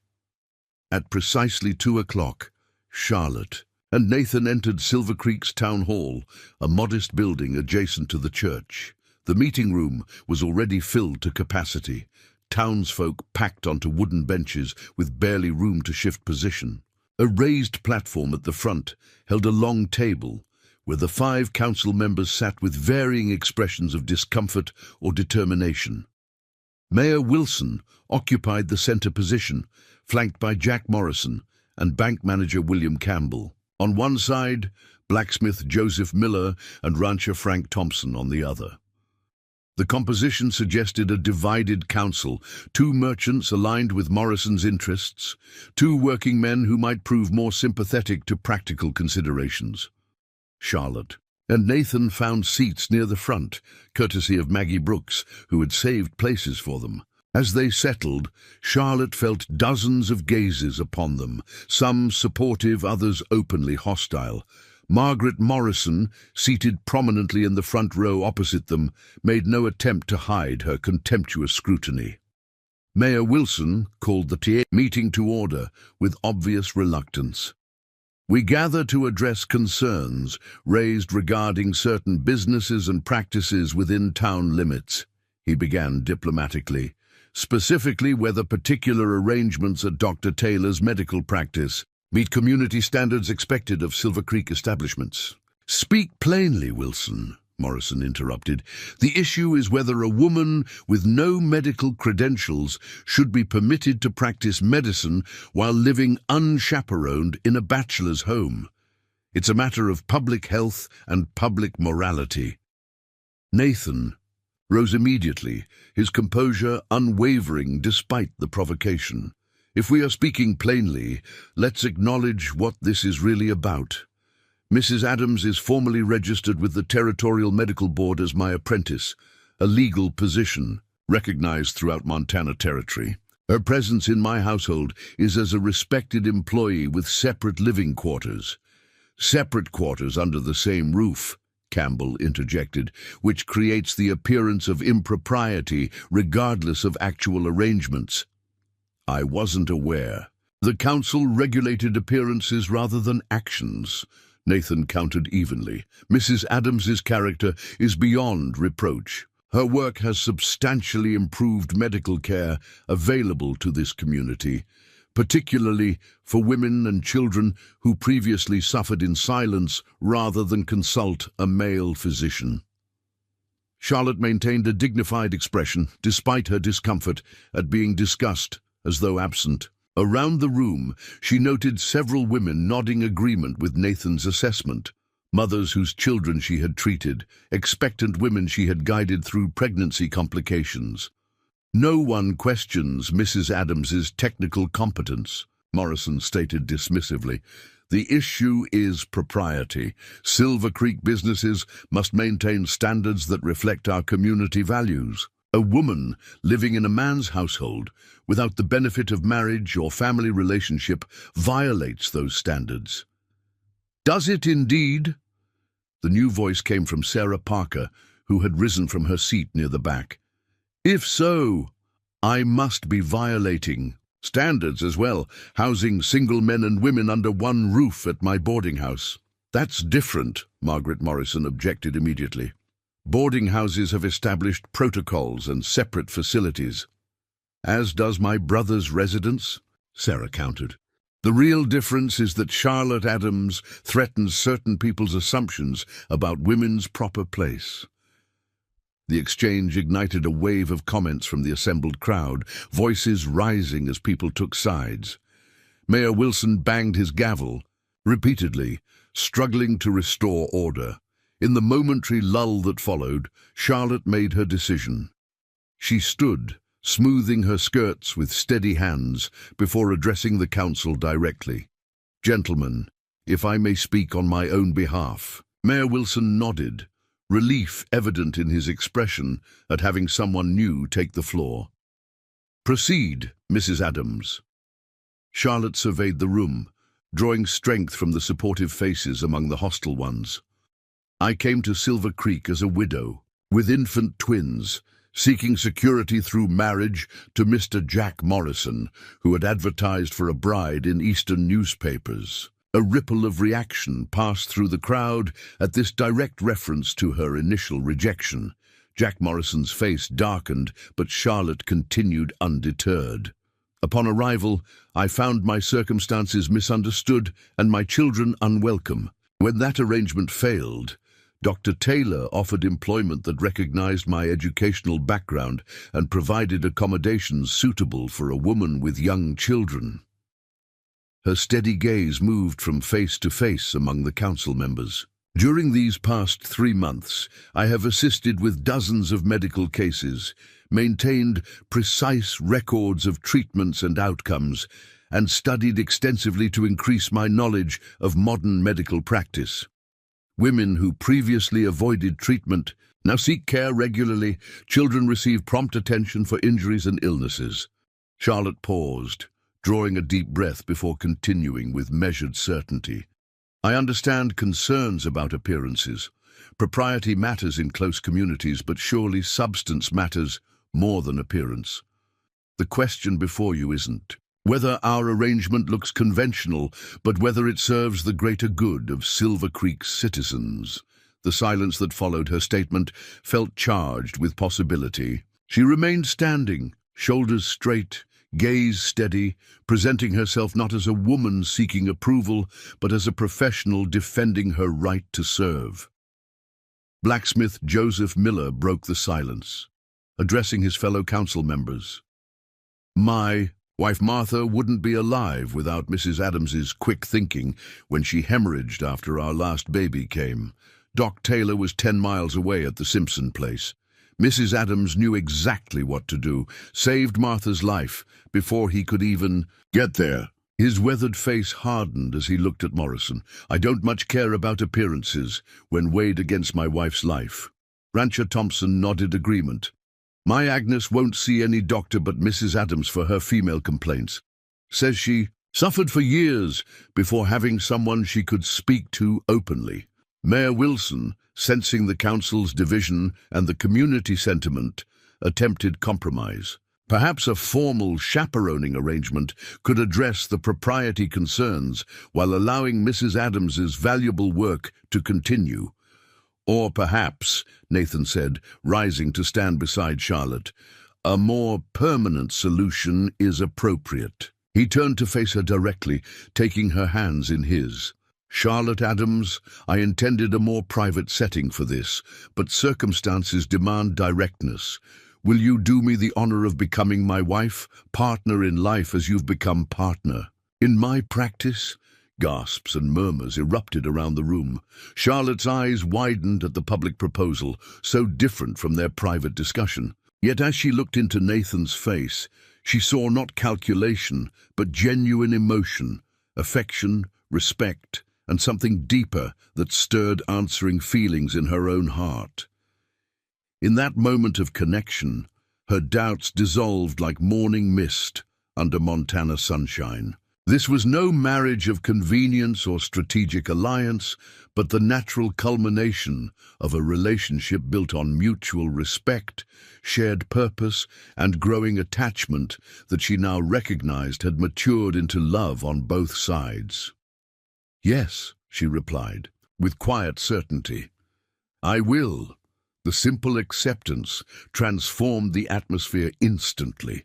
Applause broke out from supporters, while even critics appeared mollified by the prospect of convention being satisfied. Only Margaret Morrison maintained her stony expression, rising abruptly to exit the hall with dramatic indignation. Mayor Wilson seized the opportunity to conclude the contentious meeting. Well, it appears concerns about propriety will be addressed through the most traditional means possible, unless there are objections. I propose we consider this matter resolved and move to regularly scheduled business. As the meeting shifted to mundane town matters, Charlotte and Nathan slipped outside into the afternoon sunshine, still holding hands as they walked slowly toward home. That was quite a performance, Charlotte said when they were beyond earshot of the hall, though I can't help wondering if you felt pressured by circumstances to make such a public declaration. Nathan stopped walking, turning to face her fully. The public setting was expedient, I admit, but the sentiment behind it was entirely genuine. His eyes held hers with unwavering sincerity. I've known since you stood up to Morrison in my office, that first day, that you were a woman of exceptional character. What I couldn't have anticipated was how completely you would transform not just my practice, but my life. Charlotte felt warmth spread through her chest at his words. I came to Silver Creek seeking security, expecting to sacrifice independence for stability. Instead, I found a partnership I never imagined possible. Professional and personal. Is that a yes under less dramatic circumstances? Nathan asked, a hint of vulnerability beneath his calm exterior. In answer, Charlotte rose on tiptoes to press a gentle kiss to his cheek, her first such gesture, shocking in its public setting, yet perfect in its timing. It's a yes without reservation or condition, she confirmed softly. Not for appearance or convenience, but because I've discovered that the heart can heal and open again to possibilities I thought forever lost. Their return to the doctor's residence, soon to be their shared home in truth as well as appearance, was accompanied by congratulatory calls from neighbors and patients who had witnessed the proposal. Sarah greeted them at the door, her knowing smile suggesting she had anticipated this outcome long before either of them had recognized its inevitability.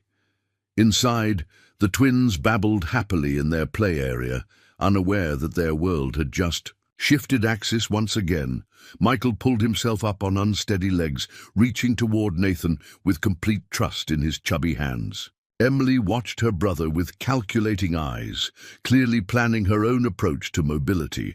As Charlotte observed Nathan lifting Michael with practiced ease, his expression one of genuine affection rather than obligation, she marveled at the journey that had brought them to this moment. From rejected mail-order bride to respected medical apprentice to future wife and partner, each apparent setback revealing itself as a step toward unexpected happiness. "We'll need to write to the medical board," Nathan said pragmatically, though. His eyes remained soft as he bounced Michael gently. "Your apprenticeship status changes somewhat as my wife, but there are precedents for husband-wife medical practices throughout the territory. Practical considerations already," Charlotte teased, lifting Emily as the little girl demanded equal attention. "We've been engaged for less than an hour." "Professional and personal," Nathan replied with a smile that transformed his serious features. "That's our partnership, isn't it? In all aspects of life." The simple truth of his statement settled over Charlotte like a benediction. Whatever challenges lay ahead, from Morrison's continued opposition to the everyday difficulties of frontier medicine, they would face them together, their unexpected family forged not from conventional beginnings, but from mutual respect, shared purpose, and love that had bloomed in the most unlikely soil. But their moment of peace was interrupted by a sharp knock at the office door. Charlotte and Nathan exchanged glances. The practice was closed for the afternoon due to the town meeting. "I'll go," Nathan said, handing Michael to Sarah before crossing to the connecting passage. Charlotte followed, still holding Emily, curious about who would seek medical attention so urgently. From the doorway between house and office, she watched as Nathan admitted two men. One, a formally dressed stranger carrying a leather portfolio. The other, the telegraph operator, looking uncomfortable. "Dr. Taylor?" the stranger inquired, his accent marking him as Eastern. "I'm Elliot Chambers, attorney at law from Boston. I've been searching for Mrs. Charlotte Adams, née Wilson, for nearly 4 months. Your telegraph operator kindly directed me here." Charlotte stepped forward, her heart suddenly racing. "I'm Charlotte Adams." The lawyer turned, assessing her with professional detachment. "Mrs. Adams, I represent the estate of Professor Robert Wilson, your father. I regret to inform you of his passing in December last." The news, though not entirely unexpected given her father's age and declining health, still struck Charlotte with surprising force. I wrote to him before leaving Boston. The letter must have arrived after his passing." "Indeed," Chambers confirmed. "It was through that letter forwarded to my office that we finally located you." He opened his portfolio, extracting several documents. "I've traveled personally to deliver news that couldn't be entrusted to telegraph or post." Charlotte tightened her hold on Emily, sensing that whatever the lawyer had come to say went beyond notification of her father's death. "Please continue." "Mr. Chambers, your father's will, revised shortly before his death, names you as his sole heir. The estate includes the family home in Cambridge, his investment portfolio, and significant holdings in several railroad companies." Chambers paused, apparently gauging her reaction. "The total value exceeds $70,000. The amount, a fortune by any standard, rendered Charlotte momentarily speechless. Nathan moved to her side, his steady presence grounding her as the implications became clear. "I had no idea," she finally managed. "Father and I had been estranged since my marriage. Samuel was not his choice for me." Chambers nodded, unsurprised. Professor Wilson acknowledged this estrangement in a letter accompanying the will. He expressed regret for his intransigence and hoped the inheritance might secure your future and that of his grandchildren, whom he never had the opportunity to meet. The poignancy of this reconciliation too late brought tears to Charlotte's eyes. She blinked them away, focusing on practical matters as Nathan had taught her to do in moments of high emotion. "What are the requirements for claiming the inheritance?" "Merely your signature on several documents, which I've brought. The estate has been in probate since January and is now ready for transfer." The lawyer hesitated, then continued with practiced neutrality. "Many heirs in your position choose to return east to manage such substantial holdings personally. The statement hung in the air like a challenge to the decision she had just made. Charlotte felt Nathan tense beside her, though his expression remained carefully composed. Here was another unexpected turn. Financial independence beyond anything she could have imagined when she'd boarded that stagecoach in February. She could return to Boston as a wealthy woman, raise her children in comfort in her childhood home, perhaps even establish a medical practice in a city where such things were becoming more acceptable for women. Or she could stay in Silver Creek, building both a family and a professional legacy with the man beside her, in a community that, for all its prejudices, had ultimately offered her opportunities for growth that might never have come in Boston's more rigid society. Charlotte looked from Nathan to Sarah, from the lawyer to the twins, considering the paths before her. Then, with the decisiveness that had carried her through widowhood, motherhood, and the challenges of the past 3 months, she made her choice. "Mr. Chambers," Charlotte said at last, shifting Emily to her other arm, "I appreciate your journey to deliver this news personally. Would you join us for dinner this evening? We can discuss the details of my father's estate then." If the lawyer was surprised by her composure in the face of such life-altering news, he concealed it well. "I would be honored, Mrs. Adams. I've taken a room at Mrs. Parker's boarding house for several days, anticipating that you might have questions." After arranging a time for dinner, Nathan showed the lawyer out, returning to find Charlotte sitting at his desk, Emily now contentedly playing on a blanket nearby. Her expression was thoughtful but remarkably calm. $70,000, he said quietly, taking the chair opposite her. A substantial change in circumstances. Charlotte met his gaze directly. "Does it change things between us?" "That depends entirely on what you decide to do with it," Nathan replied carefully. "Many would see it as an opportunity to return east." "Is that what you think I should do?" He shook his head slowly. "What I think doesn't matter. This is your decision, Charlotte, your future and your children's future." She studied him for a long moment, noting the carefully neutral expression that couldn't quite mask the tension around his eyes. "You promised once that whatever happened you would contest any attempt to separate me from the work I've come to love," she reminded him. "Does that promise still stand?" "Of course," he replied without hesitation. "And what of your other promise, the one you made an hour ago in the town hall?" A flush rose in his cheeks. "Charlotte, I would never hold you to an engagement made before such significant news. Your circumstances have fundamentally changed." She rose and moved around the desk to stand before him.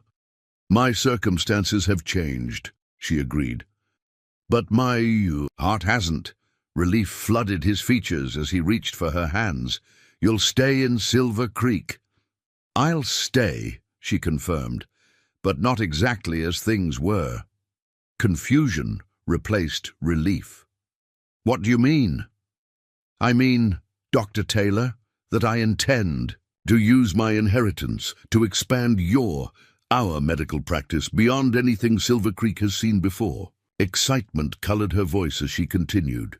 "A proper hospital wing, with dedicated rooms for surgery and recovery, modern equipment from Chicago, perhaps even funding for another doctor to join us, allowing more frequent circuits to outlying homesteads." Nathan stared at her, astonishment giving way to growing enthusiasm as he grasped the possibilities. "Charlotte, that's extraordinary. But are you certain? This inheritance could provide you with independence, a life of comfort." "I've had quite enough of living for security alone," she interrupted gently. "These past 3 months have taught me that purpose and partnership bring far greater rewards than mere comfort."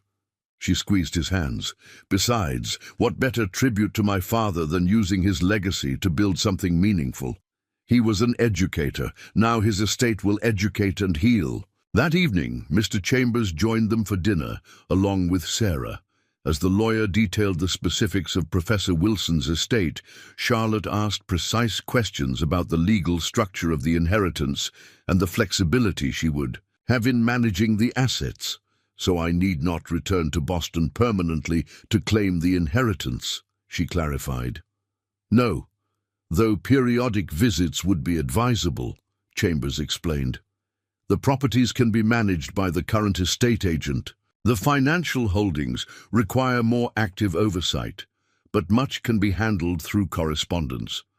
Your father anticipated you might not wish to return east immediately." He extracted another document from his portfolio.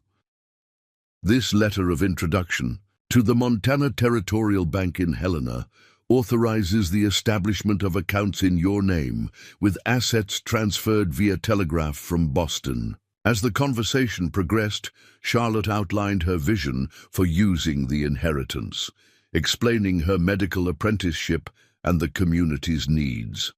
Rather than expressing surprise at such unconventional plans for a female heir, Chambers nodded with professional appreciation. "Professor Wilson often mentioned your independent spirit, Mrs. Adams. I believe he would approve of such pragmatic and forward-thinking use of his estate." The lawyer hesitated, then added more personally, "If I may speak frankly, your father regretted his inflexibility regarding your marriage. His will represents his final attempt to support your choices rather than dictate them." Later that night, after their guests had departed and the twins were asleep, Charlotte and Nathan sat before the fire in the parlor, discussing their suddenly expanded possibilities.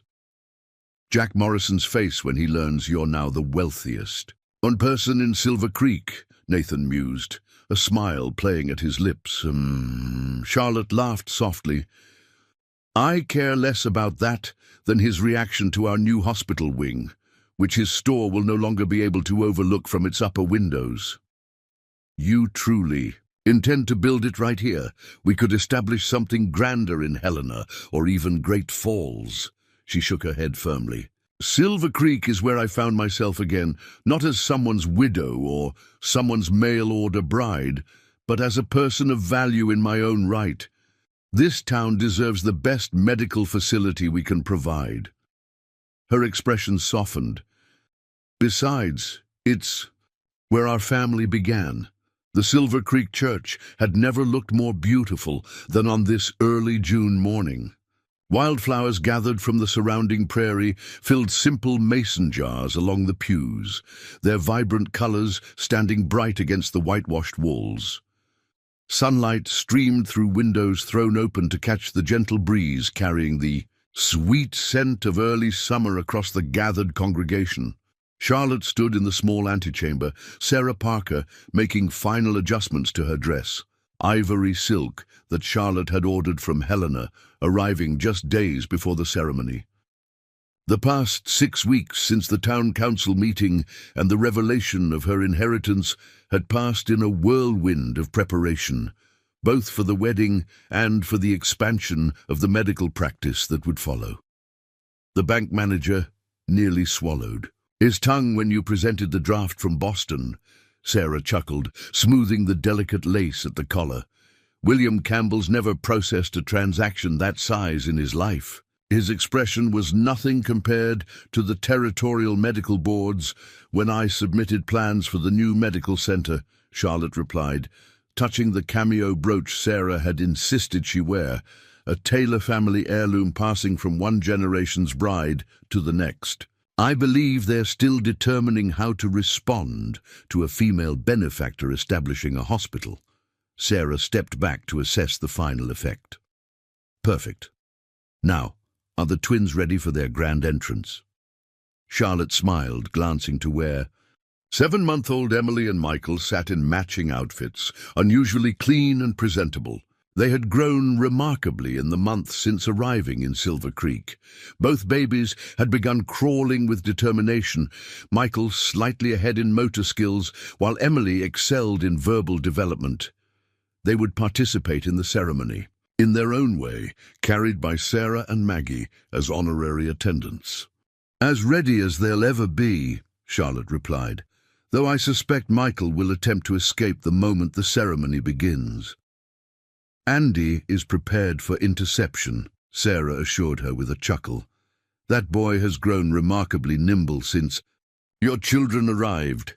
A gentle knock at the door announced Reverend Thomas, his kind face appearing around the edge as he entered. It's time, Mrs. Adams. Dr. Taylor appears to be wearing a groove in the floorboards with his pacing. Charlotte took a deep, steadying breath. Unlike her first wedding, a small, somber affair overshadowed by her father's disapproval, this ceremony represented not desperate hope, but confident certainty. She had come to know Nathan Taylor through daily interaction, professional partnership, and quiet evenings of conversation. Their foundation was built not on romantic illusion, but on mutual respect, shared purpose, and affection that had deepened into love through time and understanding. I'm ready, she said, gathering her simple bouquet of prairie roses. The small church had filled to capacity, townsfolk crowding the pews in their Sunday finest. Charlotte noted with satisfaction that the attendance included not just supporters, but former critics as well. Even Jack Morrison sat in a middle pew, his expression carefully neutral, but his presence a tacit acknowledgement of the changing dynamics in Silver Creek since the announcement of her inheritance and plans for the medical center. Only Margaret. Morrison was conspicuously absent, having departed for an extended visit to relatives in St. Louis shortly after the town council meeting. Rumors suggested she might not return to Silver Creek at all, having received a marriage proposal from a widowed shopkeeper there. Nathan waited at the altar, tall and distinguished in his best black suit, his normally serious expression transformed by barely contained joy as Charlotte proceeded slowly down the aisle. Behind her came Sarah carrying Emily and Maggie with Michael, both babies wide-eyed at the unusual gathering. The ceremony itself was brief but meaningful. Traditional vows, spoken with quiet conviction by both bride and groom. When Reverend Thomas invited Nathan to kiss his bride, the gentle touch of his lips against hers felt like both culmination and beginning, closing one chapter of their story while opening another filled with promise. As they turned to face the congregation as husband and wife, Michael broke free from Maggie's arms, crawling with remarkable speed toward his mother and new stepfather. The laughter that rippled through the assembly dispelled any remaining formality as Nathan scooped up the determined infant, including him, in their first moments as a family. The celebration continued at what was now, officially, the Taylor family home, where tables had been set up in the garden for a community feast. Women from across Silver Creek had contributed dishes, creating a spread that represented the town's diverse cultural heritage. Children played games on the lawn while adults mingled, conversations flowing more easily across social boundaries than ever before. Charlotte found herself continuously surrounded by well-wishers, many expressing genuine gratitude for her decision to invest in Silver Creek's future rather than returning east. Mrs. Benton, whose difficult pregnancy Charlotte had monitored with particular care, proudly displayed her healthy 2-month-old daughter. Farmers' wives, who had previously suffered in silence with women's complaints, pressed her hands and whispered thanks for discreet treatments that had improved their quality of life. Even Victoria Wilson, once part of the opposition delegation, approached with genuine respect. "Silver Creek will be transformed by your medical center, Mrs. Taylor," she acknowledged. "My husband tells me the plans you've submitted exceed anything in the territory." "The community deserves nothing less," Charlotte replied diplomatically. As afternoon mellowed toward evening, the gathering gradually diminished as families with young children departed for home. Nathan found Charlotte sitting on the garden bench, observing Sarah supervising the twins' interaction with other children. "Happy?" he asked, joining her with 2 glasses of Mrs. Henderson's renowned elderberry wine. "Completely," Charlotte confirmed, accepting the glass and leaning slightly against his shoulder. though I confess to some trepidation about tomorrow. Tomorrow would bring significant changes to their professional lives. With their marriage official, Charlotte's status would shift from apprentice to partner in the practice. The territorial medical supervisor was scheduled to visit, formalizing her expanded role and approving new credentials that would allow her to treat patients independently while continuing her medical education. Dr. Reynolds is progressive in his views, Nathan assured her. He supervised a husband-wife practice in Helena for years before accepting the territorial position. Your qualifications speak for themselves. Charlotte sipped her wine thoughtfully.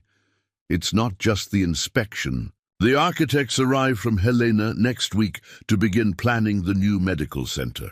The plans Charlotte had commissioned were ambitious. A modern facility adjoining the current practice, with dedicated surgical space, recovery rooms, and even a small laboratory for testing and research. The inheritance that had initially seemed a potential path away from Silver Creek had instead become the means to cement her place within it, creating a legacy that would serve the community for generations. Change brings opportunity, Nathan reminded her, his fingers intertwining with hers. The center means expanded care for the entire region, and a more significant target for those who still oppose women in medicine, Charlotte added, though without real concern. The announcement of her inheritance had transformed her position in Silver Creek overnight. Former critics now courted her favor, aware that the planned medical center would bring prosperity to the entire town. Nathan smiled. Jack Morrison has already approached me about supplying furnishings for the new building. Amazing how financial considerations can overcome moral objections. Speaking of financial considerations, Charlotte said, lowering her voice slightly, I've received a letter from the Territorial Governor's Office. Apparently, news of our project has reached Helena. They're interested in establishing similar facilities throughout Montana, potentially with territorial funding. Nathan's eyebrows rose in surprise. That would transform medical care across the territory? It would, Charlotte agreed. And they've requested that I serve on the planning commission. Pride colored her voice despite her attempt at casualness. It seems a mail-order bride rejected at the stagecoach stop might help shape the future of medicine in Montana Territory. They couldn't find anyone better qualified, Nathan said with genuine admiration. Though I expect such responsibilities, we'll take you to Helena periodically. Us, Charlotte corrected. They've requested both our expertise. It seems we've become something of a model for rural medical partnerships. She squeezed his hand. Professional and personal, remember? As twilight descended, the last guests departed, leaving the family to their first evening together in their new status. After settling the exhausted twins in their nursery, Charlotte and Nathan stood for a moment, watching their peaceful slumber. I keep thinking about that first day at the stagecoach, Charlotte whispered. How desperate I felt when Jack Morrison rejected us, how impossible the future seemed. And now, Nathan prompted, his arms slipping around her waist, now I understand that what felt like disaster was actually deliverance. She turned within his embrace to face him.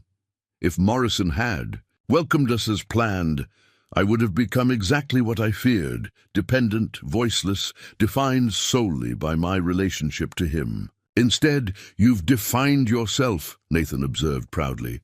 We've defined ourselves, she corrected, rising on tiptoes to brush a kiss against his lips. All of us, together.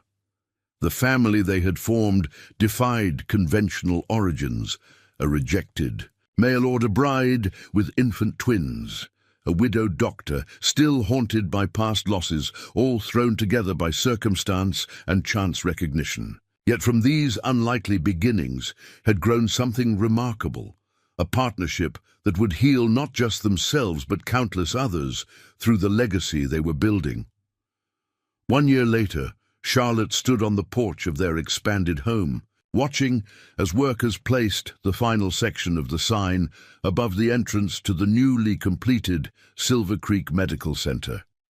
The gleaming two-story structure, with its modern facilities and dedicated staff quarters for visiting specialists, represented the fulfillment of her vision and the productive use of her father's legacy. Nathan joined her, 7-month-old Catherine cradled in his arms, while Emily and Michael, now sturdy 18-month-olds, played under Sarah's watchful eye in the garden. "What do you think?" he asked, nodding toward the sign. "Taylor and Taylor, physicians and surgeons." Charlotte smiled, placing a hand over her still flat abdomen, where their fourth child had just begun to make its presence known. "I think my father would be proud, and Caroline would approve of how we've honored her memory." The center's East Wing, dedicated to women's and children's medicine, had been named for Nathan's first wife, acknowledgement that the past remained part of their present without overshadowing their future. Similarly, the medical library bore Professor Wilson's name, housing not only medical texts but educational materials for patients and training resources for the nurses Charlotte had begun recruiting from surrounding communities. "The first medical students arrive next month," Nathan reminded her, shifting Catherine as she reached for her mother's hair. "The territorial board was impressively efficient in approving our teaching certification. Nothing motivates bureaucracy like progress." "They can take partial credit for," Charlotte observed dryly, taking her daughter into her arms. The territorial government had indeed embraced the concept of rural medical centers after seeing Silver Creek's success, appropriating funds for similar facilities while conveniently positioning themselves as visionaries for medical advancement. "Speaking of the territorial board," Nathan continued, "have you considered their offer?" Charlotte nodded slowly. The board had recently approached her about developing a formal training program for female medical apprentices to be headquartered at Silver Creek, but eventually expanded throughout Montana. It represented recognition of her growing influence in territorial medicine, despite, or perhaps because of, her unconventional path. "I'm inclined to accept," she said, "with conditions. I won't compromise our family time or the center's primary mission of patient care." "The board will agree to whatever terms you set," Nathan predicted. "They need you more than you need them." As they stood together watching the activity around the new medical center, Charlotte reflected on the journey that had brought them here.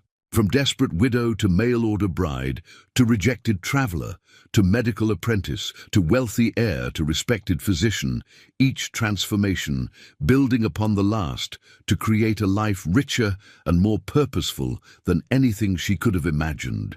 When she'd first stepped from that stagecoach into the swirling snow, Jack Morrison approached from the direction of his store, carrying a package. His attitude toward the Taylors had evolved from antagonism to grudging respect to practical business partnership as the medical center's economic benefits to Silver Creek became evident. "The special instruments you ordered from Chicago have arrived, Dr. Taylor," he announced, addressing Charlotte with the professional title she had earned 6 months earlier after completing her formal certification.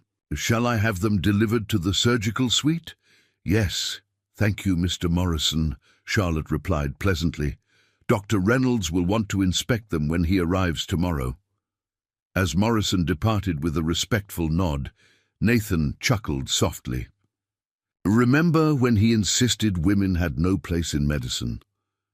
"People change," Charlotte observed, bouncing Catherine gently as the baby began to fuss. "Communities evolve. Sometimes they just need someone to show them a different possibility." A stagecoach appeared at the far end of the street, slowing as it approached the town center. Charlotte watched with interest. This would be the 3rd physician to arrive this month, drawn by the opportunity to work at the territory's most advanced medical facility. Each brought specialized knowledge that enriched their practice and expanded the care they could offer.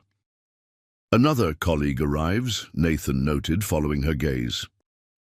"Another piece of the future we're building," Charlotte corrected, leaning into His embrace as they watched the stagecoach draw closer. The scene echoed her own arrival in Silver Creek, yet everything had changed.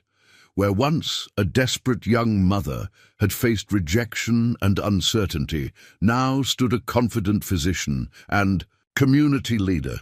Where once a grieving widower had lived in isolation, now stood a loving husband and father, embracing his expanded family. And where a struggling frontier outpost had once enforced rigid conventions to maintain the illusion of civilization, now stood a progressive community centered around a medical facility that drew visitors and attention from across the territory. As Charlotte had discovered that snowy February day, sometimes life's most devastating detours lead to destinations far better than those we originally sought. Sometimes rejection becomes the doorway to acceptance. And sometimes a chance recognition across years and distances creates the foundation for a future neither party could have imagined alone. "Come," Nathan said, gesturing toward the medical center's entrance. "Let's welcome our new colleague together." Hand in hand, they walked toward the future they were creating. Not just for themselves and their growing family, but for generations of Silver Creek residents to come. Up next, you've got two more standout stories right on your screen. If this one hits the mark, you won't want to pass these up. Just click and check them out. And don't forget to subscribe and turn on the notification bell so you don't miss any upload from us.